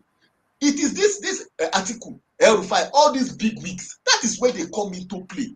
Where somebody can tell you, okay, look, the whole of Northeast, I'm taking care of all the polling unit agent and the person is managing it. So that is where the whole money thing comes into play. And that is why you cannot, if anybody that wants a change in Nigeria cannot be supporting Peter Obi and then be expecting the old system to bring him into power. And if you allow the old system to bring him into power, he will be subject to it. Now the people have a chance. And people should stop saying it cannot happen. If the people want to push Peter Obi and want their mandates, what they need to do is they must be visible. Visibility in politics is what the people. Why do you think they were afraid of Buhari? It's because of visibility of his supporters. If you people want to support Peter Obi, go to the world level, register in mass, you will choose the. Is it not politics? Is it not to vote for who will be council chairman or what? You will literally put in the delegates. Thank you. Listen, the second person. Thank you. Let me move to the next person before. Just give me 2 minutes. Okay. 2 minutes? No, what is 2 minutes? 30 seconds. This idea of Atiku will not let us desensitize ourselves of these calculations that are false and baseless. Oh, Atiku must run, Atiku will not run. And let us stop thinking that way. Atiku is not parochial. Let's stop, let's disabuse ourselves for that thing. If just go back, Atiku was even ready not to run in the PDP primaries. He didn't want to run. People just keep assuming that he. Yes, but we don't know. We don't know. Zone the presidency to end. If you Commander Atiku wanted to run, which he told them to calm down. It's organized now. It's very, very organized. Can you must stop? Okay, Dexter, it's okay. It's okay. You used up your time. Atiku wanted 10 seconds. To zone it to the south. Dexter, you're not the only one that has done that. Somebody else. Let other people Dexter, speak. it's more than 20 minutes, man. It's more than 20 minutes. Thank you. Let's take it You easy. can't let one person speaking. Yeah, Uzo Kano is there now. Uzo is here. Uzo, what do you make of Bode it has now? been here. Man of Presi has been here. No, Uzo came. Oh, forefather, I think it's time we Uzo shut this show first. down. I think it's time we shut this show down. You Yeah, mean by shut it us? down, You're because wasting our time. You're keeping us waiting. You come should on, you know we're not shutting any. We are not wasting any time. It's not Uzo time. It's body time. It's not a Okay. I will try to rotate it faster. Okay, everybody individually have to learn. Bode, man of Presi. It's my time. Shut up there. It's not AY. You are not the moderator. Hold on. It's not a prestige. AY. Can we conduct ourselves but I like was there gentlemen before here? body now. I was No, there you were before not. body. You were backstage. You were not. Okay. Let me deal with Uzo and Body. I will try to be fast with it now. AY, come on. I will try to be fast with it. Okay, Uzo, you finished speaking. Thank you for your contribution. Let's go to a Body. But I'm just kidding. I said anything now. What's wrong with you? No, I was just joking. So, but what do you make of this coalition, though? Do you see them getting anywhere? Because I think, from what Show is saying, he doesn't even think it's going to amount to much. They are not going to do anything. I am not so sure that's the case, because they are seeing the writing on the wall that if they don't do anything now, Tinubu is going to go on to govern as a very, very powerful president, and he will anoint the next person that is going to come after him. So maybe that is enough to put the fear of God in them to actually concentrate to work together. But I don't know what you make of it. You as an obedient, what kind of configuration would you like to see from that ADC that will work out? And that is also realistic. Please go ahead. Is it for I said this last time. No, not you, Body. Uzo. By the way, I said it last time.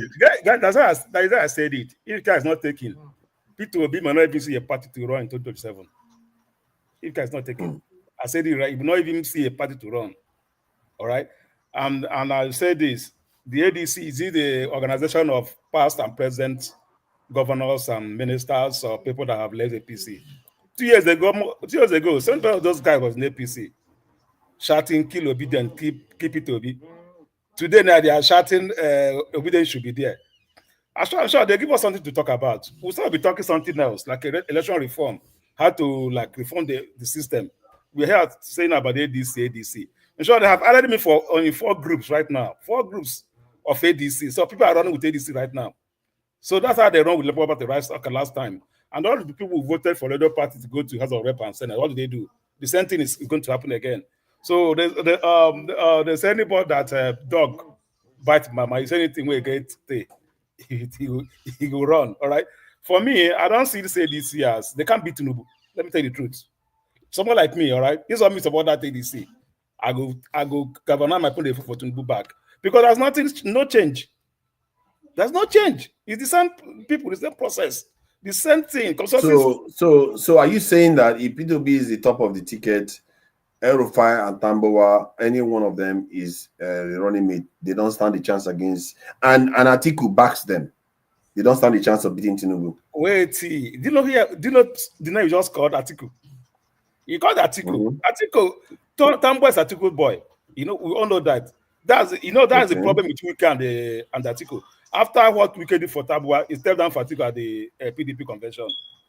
So you expect that that's what. So, but if Tambowa is now running as running mate for Peter Obi, knowing that Peter Obi wants to run for one term, Peter Obi stepped down for him, is that not Atiku's boy that is going to be running for president the next time? You see this ADC you're talking about. This is not ADC. Where this is as a party, all right? We know how they road. This is a coalition of past and present. Amaechi, Rufai. Look at the names that are all there. All right, those guys are there for Nigeria for to train Nigeria. Why do people keep saying that? That's not still the same thing for APC. That's what APC did too. I asked this the last time I came here. I said, why is it that there's something we are missing here? Why is it that anytime there's a certain president, a coalition will be built to take him out after 4 years? Where you run there for 8 years, everything was haram. All right, now Tinubu have gone there now. All right. It's okay. They put don't take him out again after 4 years. And to take me out, they have to use a certain person, take a certain person out. All right. So I'm looking at it as me, I don't believe in the coalition they are doing there. If Peter Obi, as Peter Obi pro to say, if you run under Labour any party and lose, fairly. We take it. Damn, all these criminals bringing it together, sharing by now they have, okay, Rufai be Minister of Defense, this will be this will be that, this will be that, Peter Obi be the president. They already share everything. Peter Obi cannot do any magic there. It's going to be worse, all right?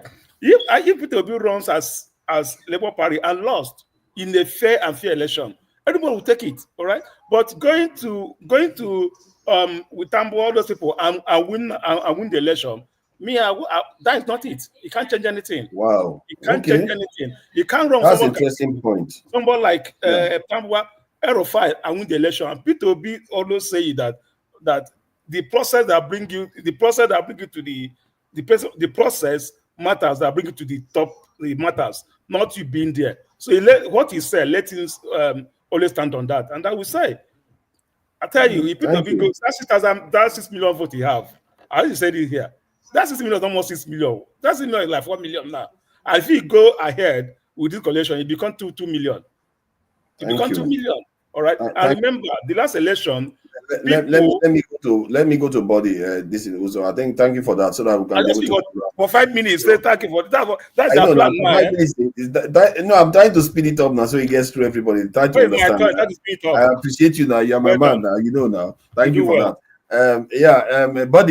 Buddy. So, what do you make of this palaver that we're getting with this party ADC?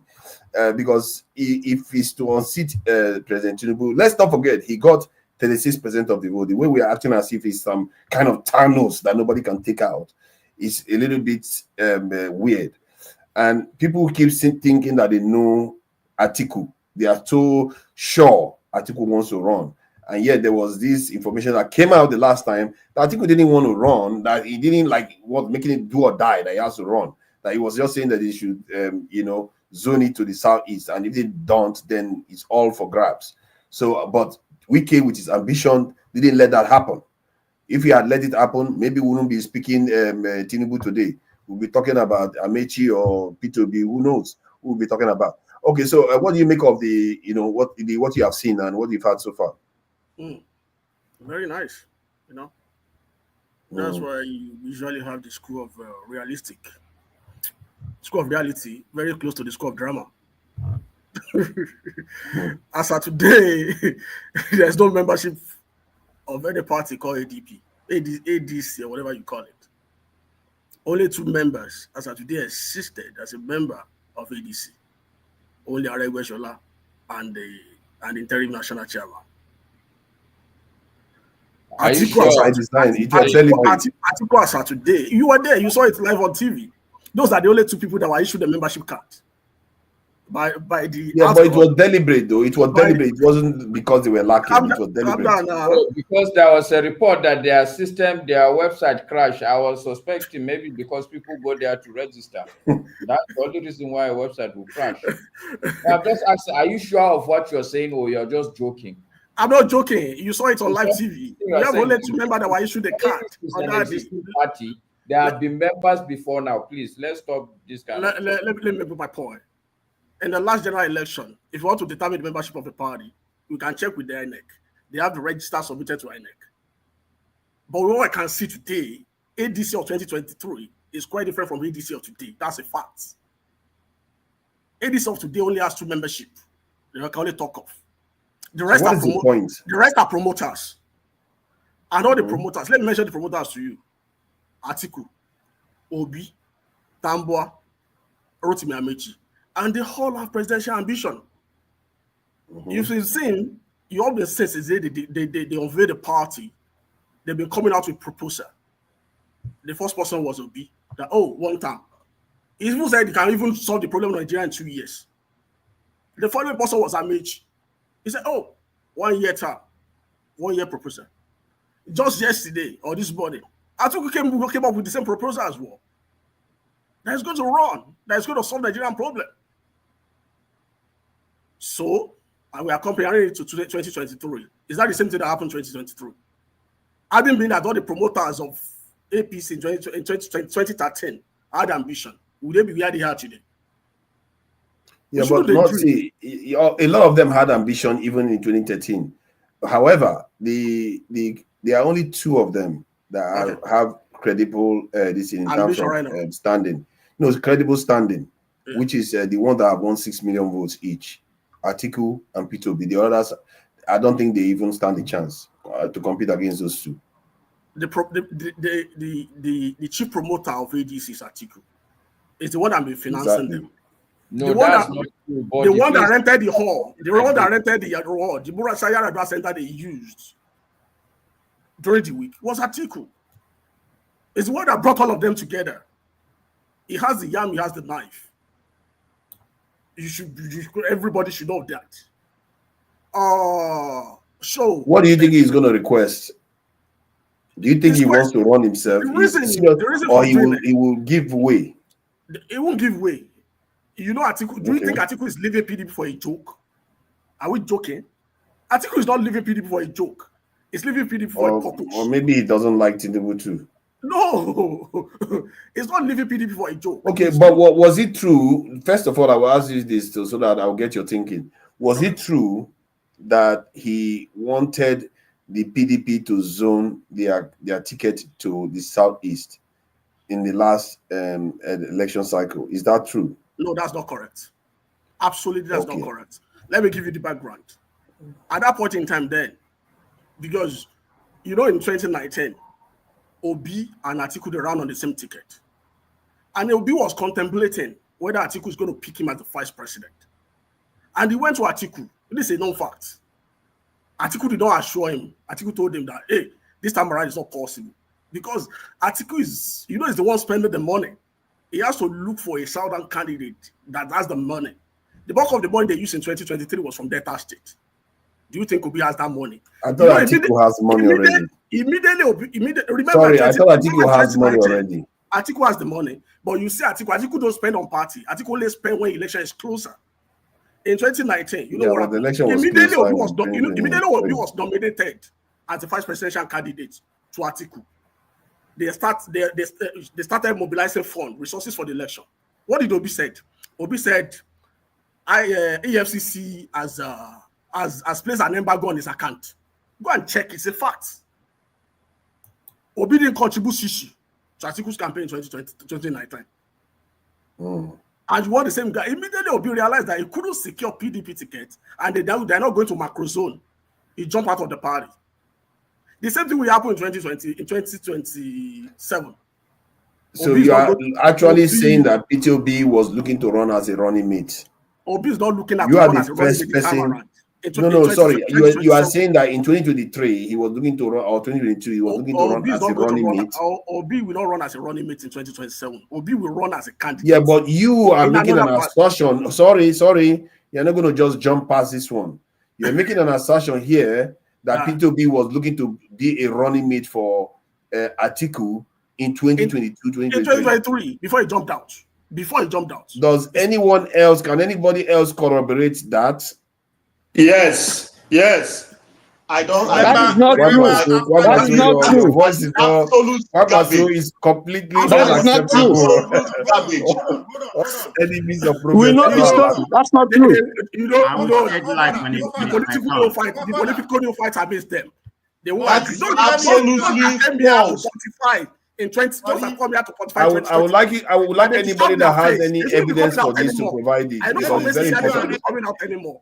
Because let me give you an evidence. In the activity of quantifying, they failed. Okay, we've come here to say things to them and come to pass several times, and they couldn't agree. We are still telling them this time around what will happen. Okay, hold on, because I think what you have said is not a way to defend what you just said. Sorry, buddy, hold on.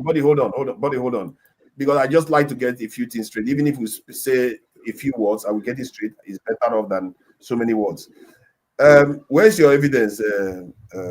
This is on point. If you remember the PDP primaries, anybody remember the PDP primaries? As soon as the running mate was picked, as soon as the event was ended, Obi walked out of the show, right? No, it wasn't running mate. You are lying. Obi was not at the primaries. It wasn't running mate. It wasn't running mate. Hold on. It wasn't running mate. This is what happened. Let me refresh our memory, right? When I finish what I'm saying, Wike was nursing the ambition of being a running mate. while Obi was nursing the ambition of being the candidate, the presidential candidate. Can you allow me finish? Okay, let's just finish because conjecture is not an evidence. Conjecture is not evidence. When he left, is not an evidence of anything. If I ask you, waiting I talk, you know go know. Waiting no be talk, you know go know. You will lie. Allow me finish. Okay, please go ahead. Please go ahead. Go ahead. So the body put it in a very short term. Una no disagree. So let me break it down. Where he is going, where he came out from, he come to conclusion with that. And they tell you after the primary, as soon as Obi walk out of the venue, when reporters approach him, waiting in talk. What did he say? No. Remind me now. I said waiting in talk. That was when you are the one provided evidence. Huh? You are the one that said you provided evidence. Forefathers, can I say something? Can I say something? Forefathers, I want to say something. Let Obi finish first. Sorry. Obi, tell us what he said now so that we can move on. You know, I was only giving my time. I never finish. Yes, we know. Finish, buddy. What did Peter Obi say when he left the convention? Tell me what he said so that the viewers can know. The popular phrase or the viral phrase that Atiku is my brother and is the best person for the job. When did this utter that word? When did he make it popular? Was Atiku a presidential candidate or vice? That was the primaries. No, was it vice or presidential? Primaries. Thank you. Now, this is where you're contradicting yourself. No, this is where you are contradicting yourself. Let me help you. What are you guys even arguing for? Hold on now, even my guy. Hold on. At that point in time, they're talking like obedience. One at a time, please. One at a time. What are you arguing for now? Hold on now. That's a simple point. Hold on. It's nothing like obedience. It was that viral movement. It was after Father, what are you doing? What are you doing, Father? What are you arguing for? Hold on, don't worry, it's going to be your turn soon. Father, it's my turn now, and I would like to address this people. You are the last. No, Father, it's my turn now. Why are you taking me down? No, man of Peace hasn't spoken. Man of Peace came first. No, and Father, don't do this. I've been here for a long time. You wanted us to I was supposed to go before body. You said that body was there. Hold on. It's my turn. Everybody cannot talk at the same time. It's my turn. Don't take me down. Okay, let's hold on. Let's straighten some things out. I can go and find the evidence that Man of Prejudice is ahead of you, or if I find that it is wrong, I will put you first. I'm the next in line.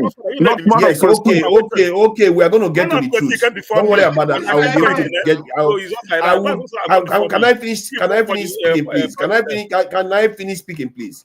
I will get to the bottom of it, Kene, if who is ahead of the other. But see, let me ask this question. I'm sorry to say, Ovie, that the evidence you provided is no reason to say he wants to be. Hold on now, let me finish. Forefathers, let me give you an evidence. Hold on. Forefather, you did not disagree with me that before that statement, Obi and Labour Party is not in existence.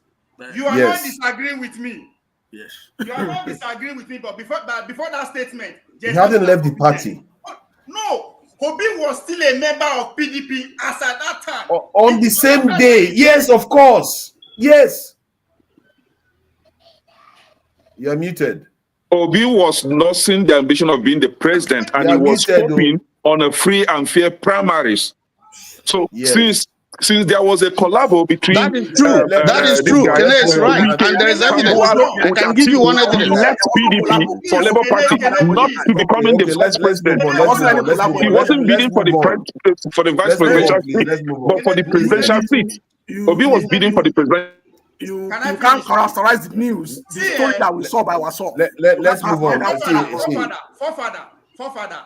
Before primaries, nobody they know who vice president won't be. It was only the candidate. That's true. You understand? It was only the candidate. Obi was not going there with delegates. Abi, did he go there with any delegates? Oh my God! So that is the reason why he's looking for vice presidential position. After that disappointment, thinking they go to microzone to Southeast. That was his thinking. Okay. Yeah. If you tell me that he was hoping that he was going to be microzone to the south, let me give you the timeline. But he wasn't. That's why he left. Hold on. Give me 1 minute. No. Why are we so much in a hurry? We are not rushing anywhere. Calm down. If we are saying that he was hoping that it was going to be microzone to the southeast, that's why he left. That is fine, but that is not. I think saying from moving from there and saying that he was looking to be a vice presidential candidate, I don't think that was the case, because by the time Atiku picked his vice presidential candidate, obedient movement had already started. Listen. I don't know what we're going on. Let me give you the timeline. Can I say something? What you said is true.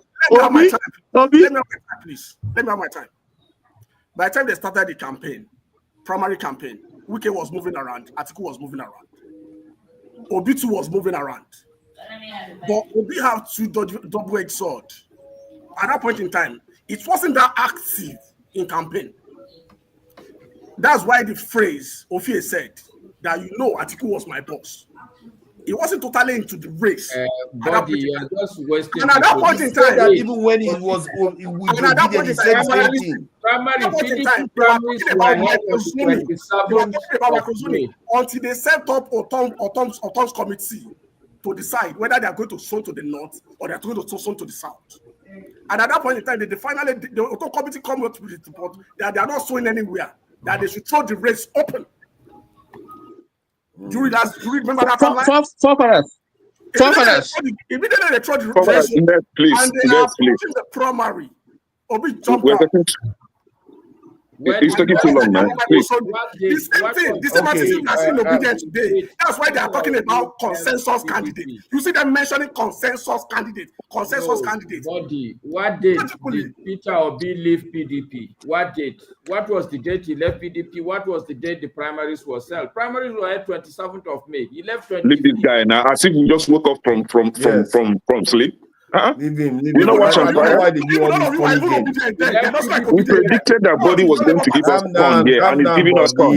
Please, next, man of prestige, please. Body has come out because his own listing. Okay. Can we bring in a few more people to have their say? Let's rotate it a bit. Thank you, Father. Just that sometimes why you packing me? I never asked you to. I've not said it's your turn. Sometimes you want me. I wonder if I offended you. Man of Prestige, were you here when you came on stage? Did you see Ekene on stage? I was here when Man of Prestige spoke. I was here when he spoke. And then you're giving him second chance. He hasn't spoken. Man of Prestige hasn't spoken. Okay, my big brother, I will not contest with him. You can speak. Man of Prestige hasn't spoken. Is it true? No, you can. No, you can go ahead. Man of Prestige, go ahead. I can wait. Come on now. Exactly. Man of Prestige, you know this leopard, this thing that you are wearing. I was reading about it today. The Ishago. Hold on now. I want to tell you about your Ishago. Calm down. I was reading about Ishago. What kind of wahala band is this one now? Uzo, calm down. What do you call Ishago going where? Club going where? We do the discuss. You see my trouble? Uzo, what is your problem? I'm trying to discuss something very important here. You want to knock it off. I want to talk about Ishiago because it turns out that this leopard is the symbol of Igbo. They use it as totem. It's not lion. That is actually Ishiago. That's leopard. It turns out that it's supposed to be a leopard, not a lion. I heard that discussion. It was very fascinating. No, because it's very fascinating that he's wearing it here. Because because I saw some Igbo people dancing and they were using that leopard skin, so I was very curious about it. Like, because it was supposed to be South African that use it, but it turns out that it's supposed to be the animal for Ishiago, but they converted it to lion, which was weird. So it's just something that is a trivia. I just thought I should share. But that said, you'll be listening to many of the stuff going with this ADC business. Where do you see it going? Is it going to go anywhere? Because personally, I think it's going to go somewhere because these people see danger that if Tinubu carries on the way he's carrying on, I don't think many of them will be in Gadroom by the time Tinubu's term is over. Many of them might be in Gadroom like the way Mayfele is. So what do you make of what is happening? Okay, thank you very much. Greeting everybody. Please, everybody should be quiet. Nobody should interject when I'm talking. I don't, you should give me my privilege to speak, please. I don't want to interject, and I will not tolerate it. So having said that, I was going to interject earlier, but you didn't want me to interject, which is a good thing anyway. I was going to tell KJ, that he's politically, he's kind of green on what he said when he said that he should be running as a running mate. I mean, when you're forming a coalition, you have to give and take. I mean, let me not berate KJ. He's not on this platform, so let me let that go. So the point we are talking about right now, I don't know why we're still talking about this. I've spoken on this earlier because I have other topic I would have used my chance to do. I would have talked about Trump beautiful bill, how he's winning in America, make America great again. He's making America great again. So I wanted to talk about that. And I wanted to talk about our beloved footballer that died, Rufai, that died at the age of 65. He was part of those good, the age of Nigeria, the golden age of Nigerian Green Eagles. So I guess we're not going to talk. We're going to be talking about this nonsense we are talking about. But anyway, nonsense is nonsense, so I can talk about it. Let me start with the last statement. Let's diffuse some wrong information that perpetuates here about Peter Obi, that he wanted to be a vice president to Atiku. That cannot be far from being true, because when that rumor was surfacing, Atiku never meant to. All we're hearing was just a speculation. There was never time Atiku was ready to zone that president to the southeast. That was just lie. He wanted to be, he wanted to be the president as he wants to be right now. He still wants to be the president regardless of this, whatever is going on right now. So when it comes to Wike, what Wike was doing about that time was more of a reaction. Obi was hoping they was going to zone it to the southeast.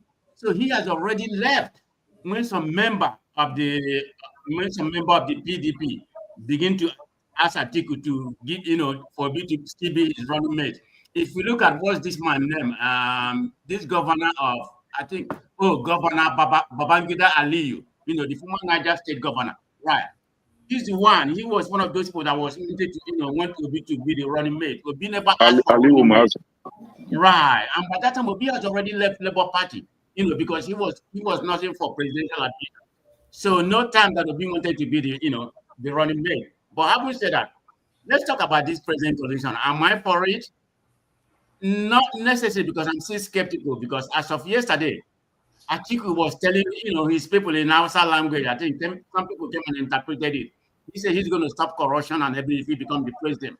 That means he's still nothing to be a president. He's still nothing to be the president. So what is this coalition going to be? I'm for the coalition if it is rare, but I have my doubt because of where Atiku stand.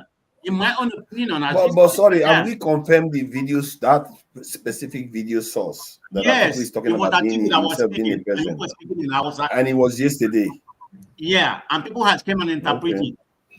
Right. Okay. So he's, in that case, he's still nothing. If you look at what's going on around, let me be very specific. This is my own personal opinion. The president should still remain in the South. Why am I saying this? If they don't give Obi the ticket, by default, let it default to Tinubu. It has to be the Southern presidency. But there has been unfairly, the South has been unfairly marginalized. I'll be very realistic. If you look at, since Nigeria become independent, I hate to go back, but I need to let it know. That's the way I feel. Since Nigeria has become independent, the Northerners has ruled the country 47, for 47 years. The Southerners has ruled the country 18 years. Out of that 18 years, the Southwest has ruled about 13 years. The South has ruled 5 years. The Southeast has only ruled 1 year.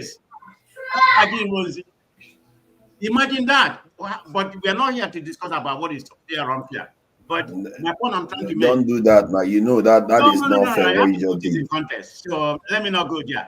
Hausa has no rule too. The point I'm trying to make, calm down, father, that the presidency should be remain in the South. It doesn't matter. Even at all, as much as I dislike Tinubu, by default, let it be. They don't give it to Obi. In this so-called coalition we're having right now, it has to be Obi or nothing. Because Nobody, even Amaechi, don't have any political capital. Obi can beat him in River State. Let's even here, all these people from South South Obi can beat Amaechi in the South South. Go, take it to the bank. What is Atiku? Atiku doesn't have to run again. But people will be saying that Rufai, all that people, they're all criminal. Okay, let's say they're all the whole people gathering there, they're all criminals. What is the present APC? Are they not 419? So let's call the present APC 419. Then let's call the congregation of the whole coalition to criminal. They are the same. 419 and criminal. What's the difference? Remove the P and remove the D. Remove the P and remove the D. They are the same thing. Yeah, the ADC, call them criminal. APC, that's what it is. 419 is a criminal too. So nobody's innocent in that country. Everybody's criminal. But we have to take what we have right now. I mean, people are sure already, like some people are here professing like they should start from grassroots, bring somebody new. Nigeria is not there yet. We are not right here. There's no way you're going to bring somebody new. If they can't go to they can't go and ruin Nigeria. You can't even, they can't even give you a space. They go buy you. So there's no room for that. It's a bunch of criminals. But if the bunch of criminals that we have here, can you stop what we have right now? Because what we have right now. Yeah, but don't you think that there's also a political drag right now in terms of difficulty for a northern person to win the election? Because one, I think I've heard it a few times, including yourself, I've said it, that instead of them to have a northern candidate become a prime leader, they would rather have Tinubu. You see that? So there's a drag, and so ADC should be aware of this. And I hope Atiku is hearing it, because if he's stupid enough to go and think that if he wins that ticket, when there's an alternative person that is more attractive. ADC know what is good for them.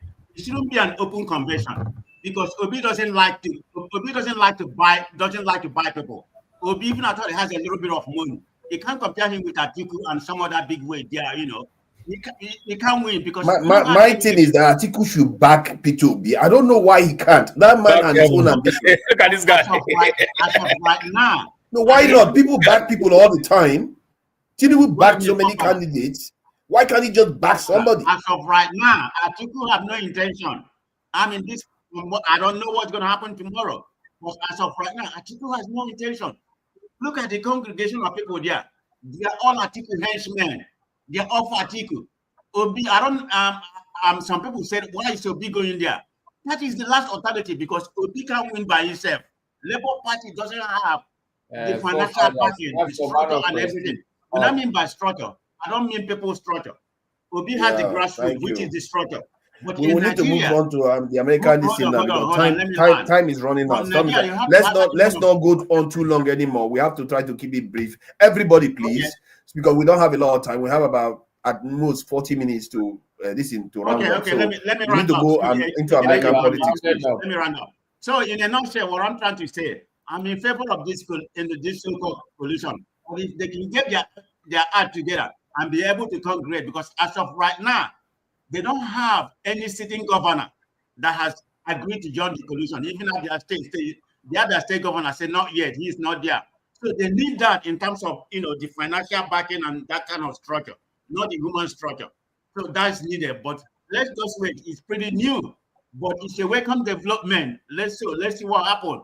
If they're gonna, if they're gonna align themselves with the right man, which is Obi.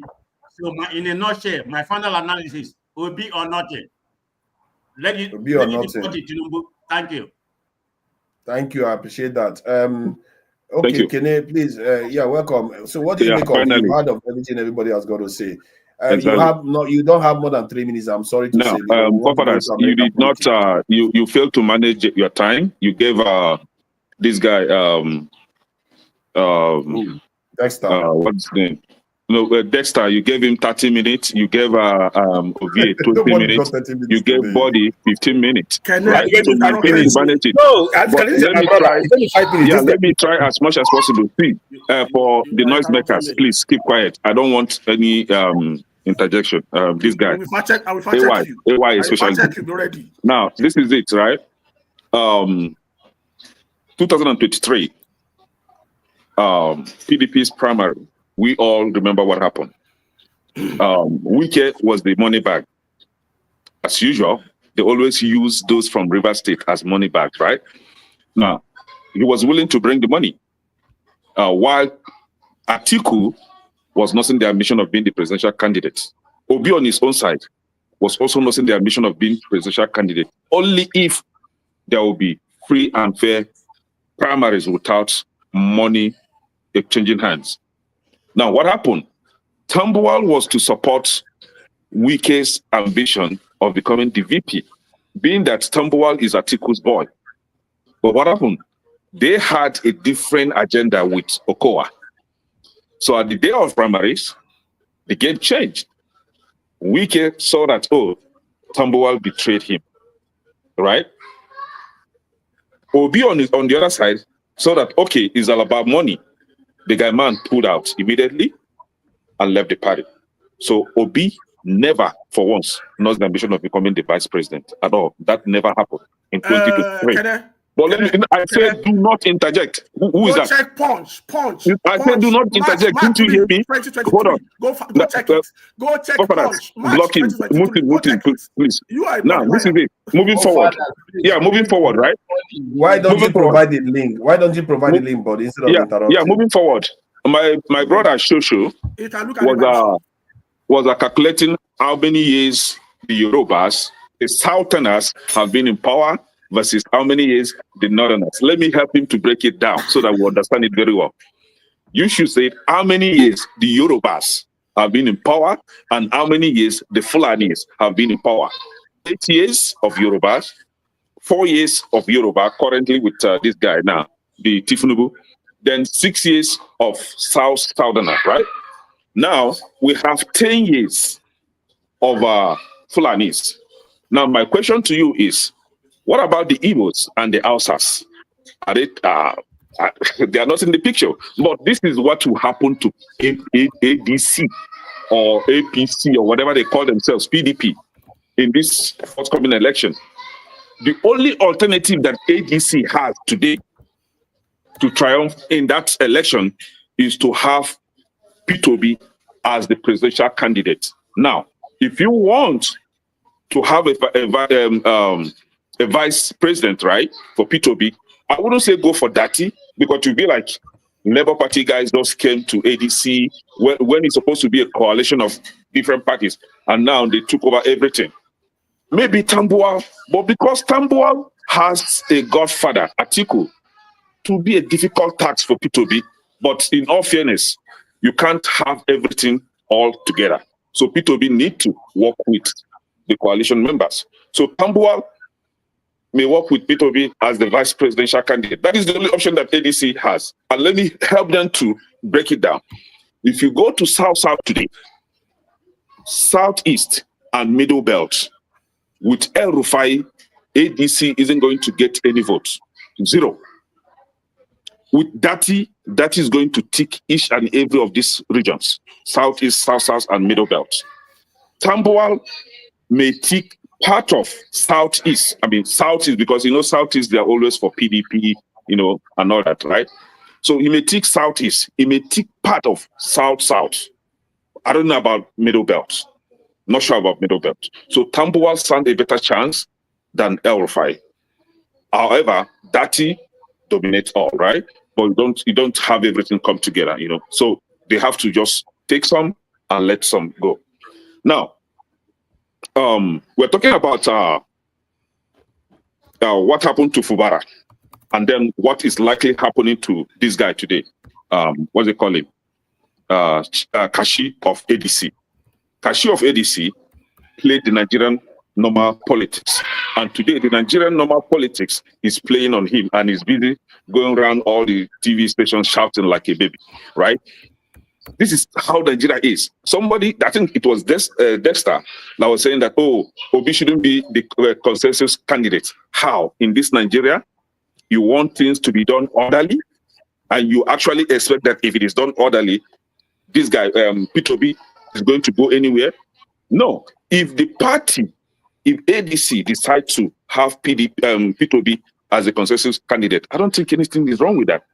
The only problem that I will have with Peter Obi tomorrow is if he failed to give the good governance that he promised Nigerians.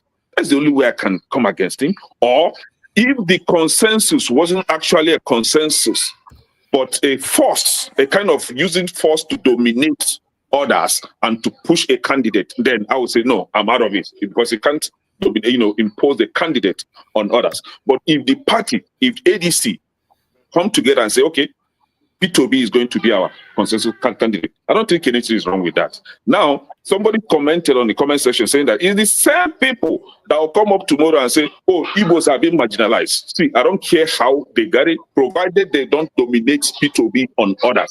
If the party come together and say Peter Obi is going to be a candidate, I don't think anything is wrong with that. We are talking about the Igbo chances of becoming the president, not the Southern chances.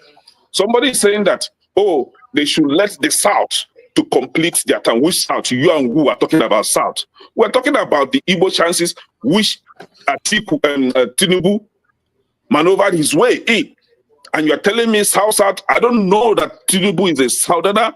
All I know is that Peter Obi is an Igbo man and he should be the one to be there. Not any other Southerner. Not any other Southerner. It is either Igbo or nothing. It is either Peter Obi or nothing. If you bring Ojo Zokalo, I will say, please take it. We don't want. Let me list them. If you bring Ojo Zokalo today, I will say, take it. We Igbos, we can forfeit. We don't want to be we don't want our candidate to be the winner. Just take it. We don't want, right?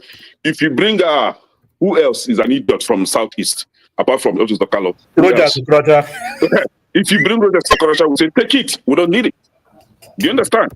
We are going for the best among us. We don't want to feel a criminal just because we want to have that our national cake. I don't even know if it is national cake or national bukutu, because it has never been useful to anyone in that country. See, we're not talking about it is time for South should complete. It is Southeast. Tinubu has taken the 4 years of Southeast. We want the remaining 4 years at least. Give it to us. And then watch out and see how we're going to transform that country and begin to give sense to each and every one of you. Because as it is Nigeria today, I was talking to somebody today. They say that. Somebody when are you going to stop now? You know, you now. I'm concluding now. You want to read the whole news. Let me round it up with this one. One African guy called me and said, is it true that more than 70% of Nigerians are crazy people? I said, who told you that? He said, you saw it online. I said, no, I know as of last year, it was 65% of Nigerians are mad people. They have mental problems. I don't know, it has risen to 70.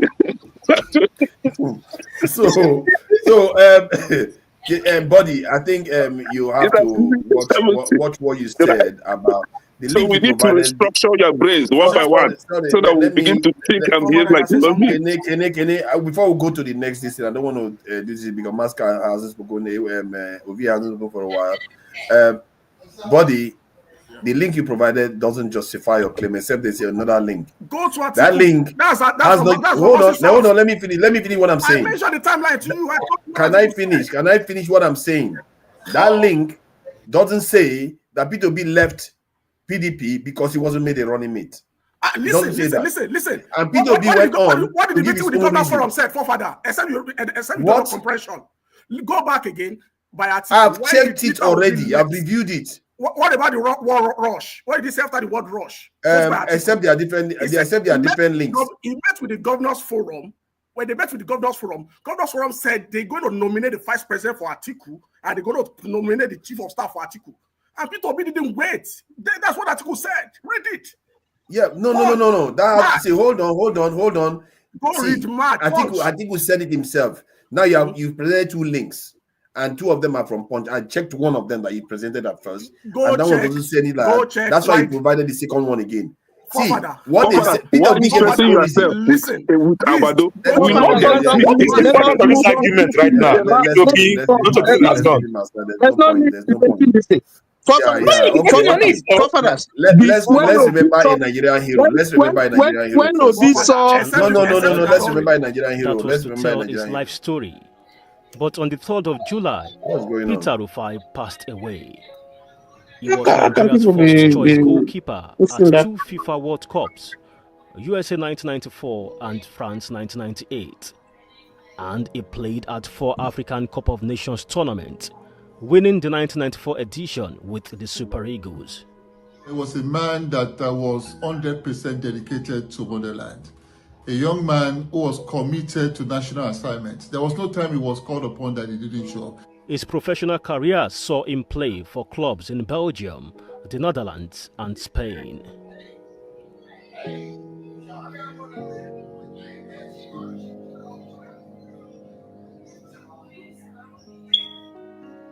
After he retired from active football, Peter, a prince of the Royal House in Idimu, Lagos, set up the Star of Football Academy, where he continued to inspire, mentor, and nurture young footballers. Read a tribute by Nigeria's President Tinubu. Fondly called Dodo Mayana by fans, his death becomes the 6th from Nigeria's famous class of 1994.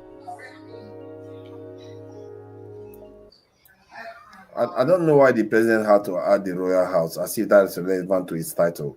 All these people and their elitist kind of way of looking at them. I don't know what's wrong with them. You have to just bring out you from Lagos. Who cares whether it's from Lagos or Royal House? Just move on and celebrate the guy. Nobody in the UK will worry about where the person is from. He just had to insert that there. I don't know what's wrong with our people, man.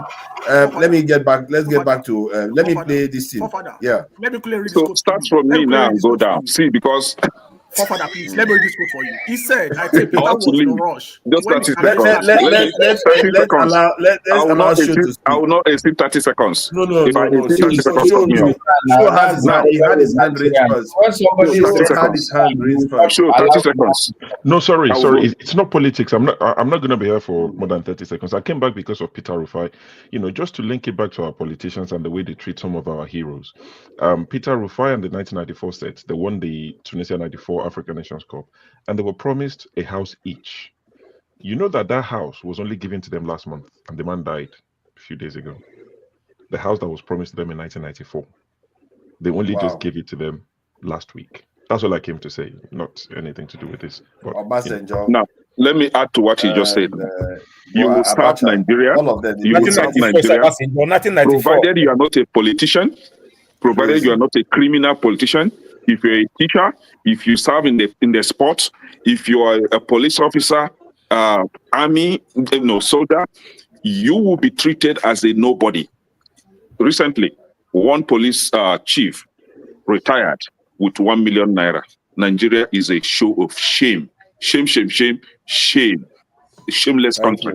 That's what Nigeria is. Okay, thank you. Let me just play this so that we can go on to the next. Sign some documents. Let's just listen in quickly to what he's saying. That was kind of fun. 214. The motion is adopted. Well, in the end, only 2 Republicans voted against, following massive efforts to bring holdouts on side. It means that Mr. Trump's deadline of Independence Day on the 4th of July tomorrow has been met, despite a delaying tactic by the Democratic House leader. Hakeem Jeffries, who gave the longest speech in the chamber in recent memory, was finally finishing on his feet before the vote was pushed through. The bill, which includes sweeping cuts to taxes and federal programs, is now expected to add trillions of dollars to national debt. It goes to Donald Trump tomorrow to sign into law. Well, this is a scene live in Congress, where we've just seen Speaker Mike Johnson. You can see him there in the centre of the screen. He has just announced in the last few minutes that the vote was passed, 218 yay, 214 nay, as they put it, and he then signed some documents. Let's just listen in quickly to what he's saying. That was kind of fun. A couple questions real quick. Yes.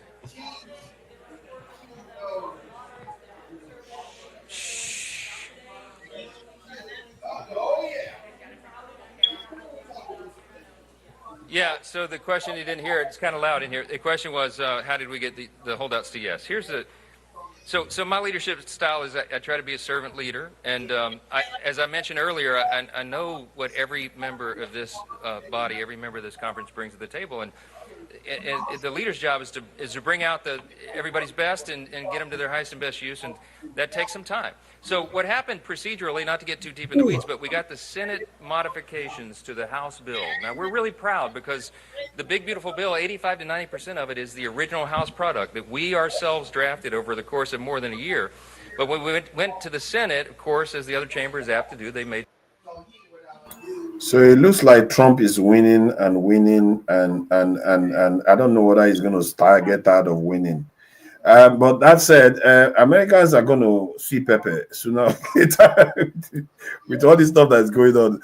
It doesn't reach black people yet so far. So far, all he's been doing is Hispanics, foreigners, and wars.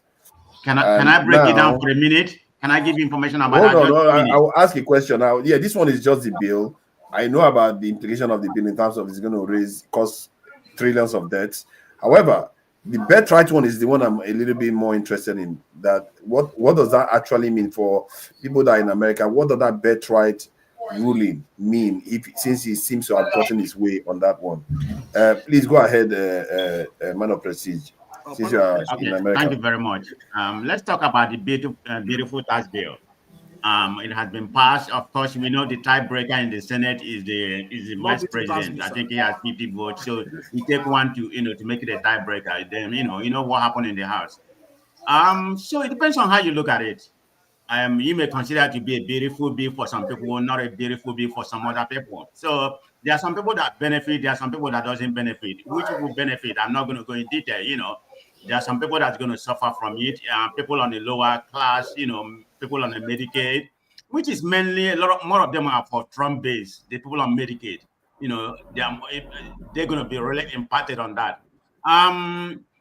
People that receive some benefit and some other things, make less than 51,000 or something like 40,000, they won't receive some of the benefit. But the people that will pretty much gain that much, the people this tax benefit is people making like about 200,000 to $1 million. They're going to get more benefit in terms of this tax. So in a nutshell, that's what it is.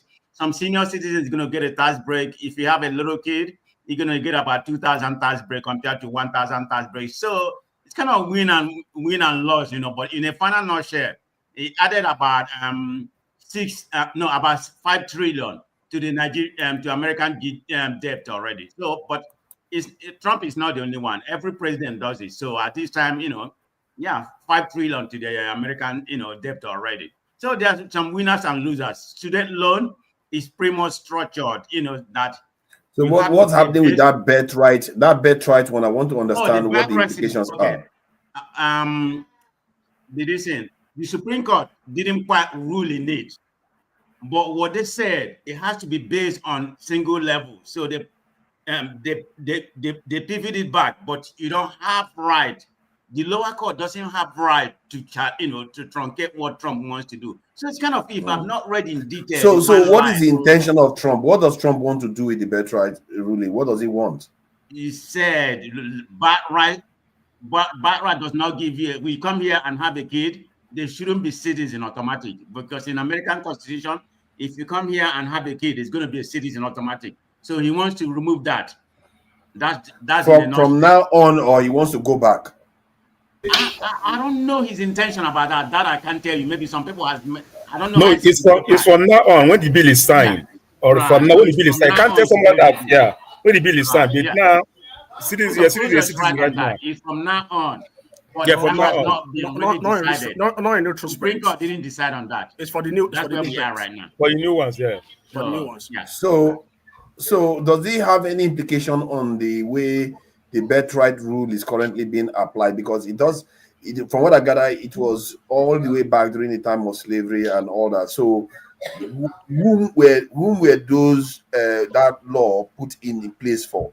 And would it affect them based on the fact that he wants to start? No. That's why we said it's not being applicable. It's not being applied. It's not being applicable as of right now. In retrospect, the even the bill that was signed recently, the new law, the new budget, or entire law, some of it will be challenged in the law court, especially the portion that has to do with the birthright, because the part of it has been taken to the Supreme Court. But the substantial case of the issue of the birthright has not been determined by the Supreme Court. It still has to go back to the lower court. But the issue turn by turn now. The issue they decide at the Supreme Court is the issue of a federal high court issuing a universal injunction. That means it has to be jurisdictional. And if you want to challenge a case, it probably has to be on individual basis or a class suit. So it just does because someone is challenging a case in a particular state. A judge in that state now using an injunction that is going to affect the whole country. So the Supreme Court has decided on that, and then has to come to that. So you can only issue it's an injunction issued to the you can only issue an injunction within the jurisdiction whereby hold on. Let's do turn by turn. Let's make it turn by turn. Oga Ike hasn't said anything. Welcome, Oga Ike, since he just came in, and we're going to be closing soon. But you're not going to get a lot of time. You're going to have about 3 minutes. Oga Ike, sorry about that. So what do you make of this birthright law? Because I'm concerned that once you start changing some things in the background, then you don't know what the extremists will start looking to do to that birthright law. Before they start saying Black people don't have citizenship, they demote them back to slave status. You never know these people. This how they start shifting the goalpost bit by bit. So what do you make of it? And do you understand more about what their intentions are? He's muted. He's muted. You're muted, though. You're muted. Good evening, everybody. I think forefathers that a lot of people from other countries of the world, they like to go to America to give birth so that their children can become American citizens. I don't think it has anything to do really with the Black Americans. I think it's mostly Nigerian people who come from foreign countries who have the money to go to the US for their spouse to give birth in America so that their kids can become American citizens. So I think that's that bill. That's what I think is the bill is. The people in the US might be able to, educate us more. But I think it's good because if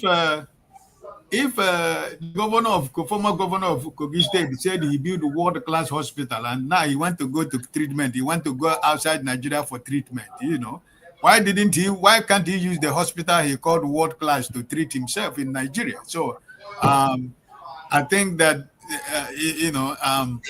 but America uses that also to America is a country, is a nation of immigrants. So I don't really know how it's going to work out, because America is a nation of immigrants. So majority people in America are from one way. 75% or even up to 80% are, immigrants from different parts of the world. So it's a nation of immigrants, and they can't stop that. But Trump is Trump. He can always have his way.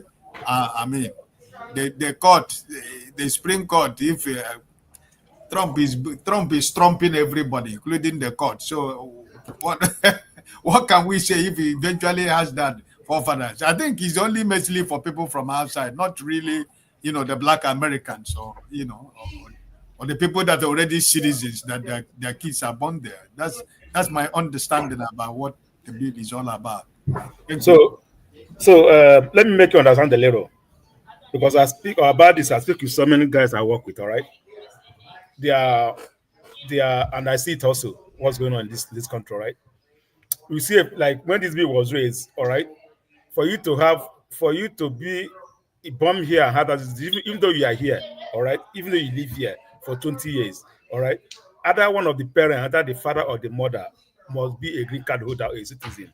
If both of you are illegal here, the child can never be a citizen. If both of you don't have a paper, you don't have a green card, you don't have a citizenship, the child is born here cannot be. Even if you spend here for 200 years, they are not citizenship. They can be deported anytime. The child is born here. But it was not like this before. Why it was before, you see some people, they are illegal here, husband and wife, they don't have paper, they have 6 children. They don't pay tax, they don't pay this. All the children will be under government care. So that was when I speak to some of them, people I work with, that's what their explanation. And it's also happened. This also affects our big men in Nigeria. Most of them, when their wife is pregnant, they will just send the wife here to come and give birth and this and do this and do that, so that children can be. All the politicians in Nigeria are children that are American citizens. If you watch it, look at it, all the politicians in Nigeria, all their children are American citizens. They just send them here to give birth and go back to Nigeria. They can come with their passport and school here. So it's going to stop number one on that one. But another one is a political move. This is a political move also. I tell you, I'm in a race state for the next 2 election cycle. Those children born 10 years ago, 20 years ago, all right, by immigrants, they will take over Texas, because everywhere is already going blue here already. So there's a political move that is all these tasks and this is also among, because I don't see, for me, I pity sometime you be working hard 12-hour shifts sometime, making money, all right, somebody else is busy in the house having 8 children, all right, and they will use their money, the task they get from you to start, take care of that. What some of them are complaining here. So that's the way I say it. It has nothing to do with people that have been here or the back America that have been here for a long time. It has nothing to do with people that also a citizen. It's just when they passing to be moving forward, this is what's going to happen. The father or the mother, one of them must be a taxpayer. A taxpayer is where you have social security, you have your citizenship, you have to be a taxpayer. One of the both parents must be a taxpayer for the child to qualify to be a citizen. If you like stay here, so that what I understand, that what I had. So that's just it. Okay. I think you're right there, but there's always a chance that the next person or maybe a Trump will decide that, you know what, African Americans that were supposed to be born here, and because of that they are citizens, that maybe the law was not interpreted properly, and they start changing the status. Or some people that were granted citizenship before, they start changing their status. And this could get very hairy. You are going too far. You are going too far. Don't talk to America. You think so? Okay. You are going too far. So. This is America. This is not Nigeria. Yeah, but the question is, why would they stop undocumented? Sorry, why would they stop people that are coming in now from being able to have their children? No, people that live here. Not people that are coming in. People that live here. He said this is not Nigeria. What did they do with the bill? Rubber stamp. It's not rubber stamp that in Nigeria. So what I mean, before you stand up and pass us, let's allow you to speak. So it will be review and all this. What I mean, but Nigeria, someone will just come out and pass whatever they do. Here I must go. This thing we are saying now, you have been over like 6 months, a year. They have been going about it. They don't just come up now. That's what I mean. People have looked at it for more than a year. Let's bring Ovie in. Ovie. So what do you make of this? I think, Ovie, you probably have an in-depth knowledge of some of these things because you tend to watch out for these things. What are the implications? Could this be a kind of slippery slope where this law could be used in other ways? Or are there other laws that could be stripped away that could affect the Black people in America? Well, let me take us to class. Tunanja, if you remember, I think from last week or 2 weeks ago, I bring us to pace on how change is coming. That America go through changes socioeconomically every 50 years and institutionally every 80 years. So that's this is the period. Now, a couple of weeks ago, I recommended 2 books for people to go and read. One of the famous one is about Project 2025. If you remember, during the campaign, Project 2025, during the BET, the actress Taraji P. Yanson, or whatever they call her, she made mention of Project 2025, and she said it is not a joke, y'all. Look it up. As soon as she made that night that she made that statement, the website that accommodates that Project 2025, the traffic skyrocketed. That was when Trump came out during the campaign and practically distanced himself from that project. But that is a project that was well put together by think tanks on partisan think tanks over the years. Now, Tunanja also told you about a book that you should go and read by George Judge Friedman, right? The Calm Before the Storm.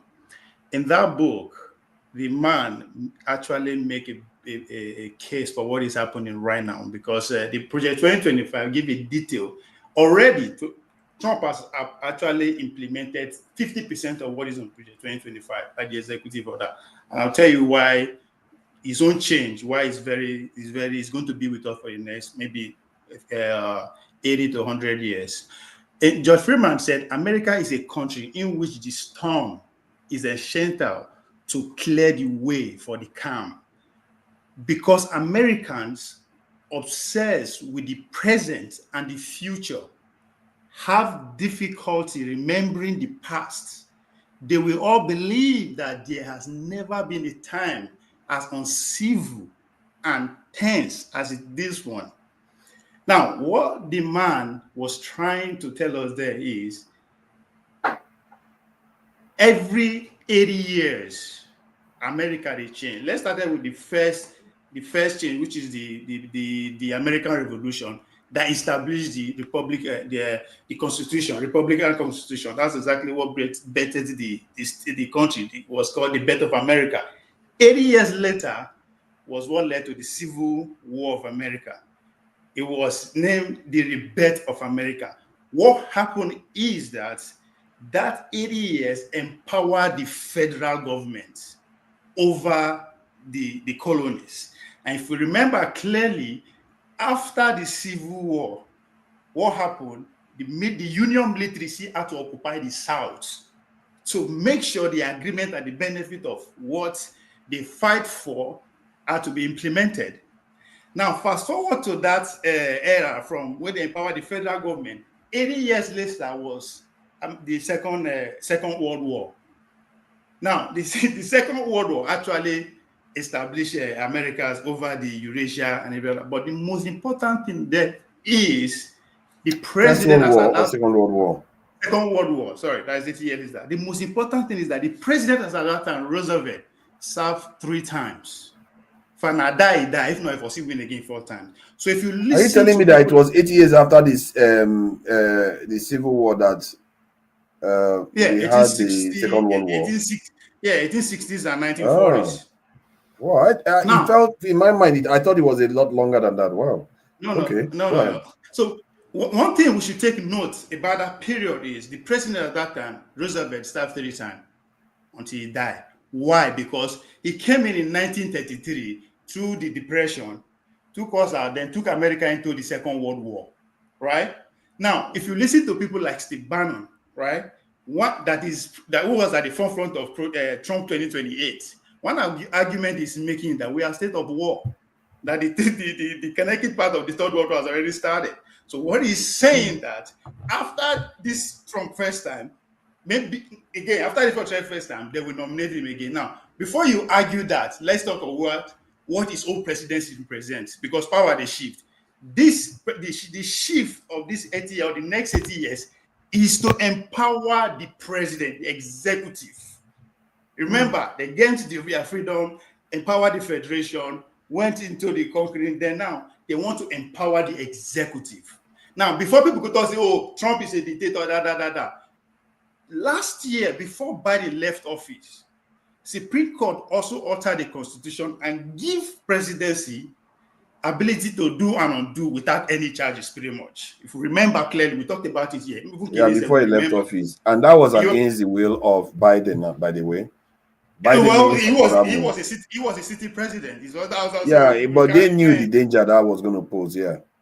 So that is the beginning. So the victory that you saw last week by the Supreme Court is from the Supreme Court is to empower the executive, that no judge, it doesn't matter which colony that judge represents, cannot just wake up one day and decide to say the people's president, the people's mandate cannot carry out whatever they voted him for. Right, so that was the victory. Coming to your core question, we have to round up.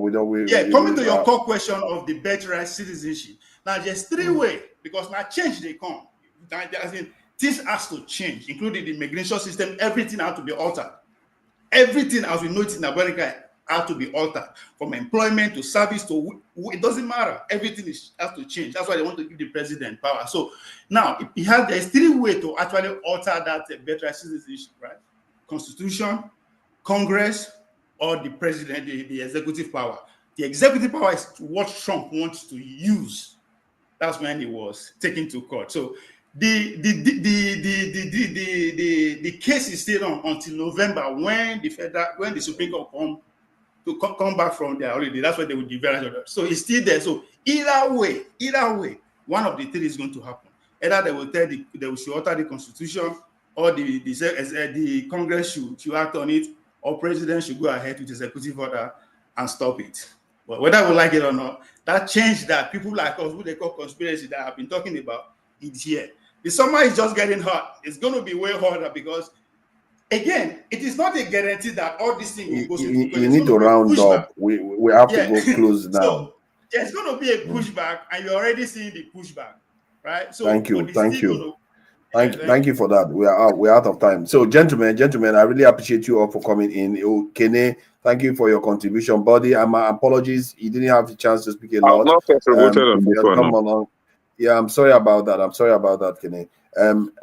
Ovie, thank you for your, I was learning. I did learn a few things. I didn't even know that the Civil War was just for 80 years removed from the Second World War. That wasn't that long, I must say. Ike that came in, show, all the people that came in, I really appreciate you all for coming in. I can't all say all the names that were there. Nobody donated. All these Nigerians, they not give shishi. I don't know whether they're all becoming obedient now. What is going on? Okay, they are obedient now. I see you there. Sure, I see you there. Info, Oscar Blackbone, all of you. I really appreciate you for joining us today. We have to round up for now. Until next week, we'll catch you again. Let's say goodbye for today. Thank you. Bye.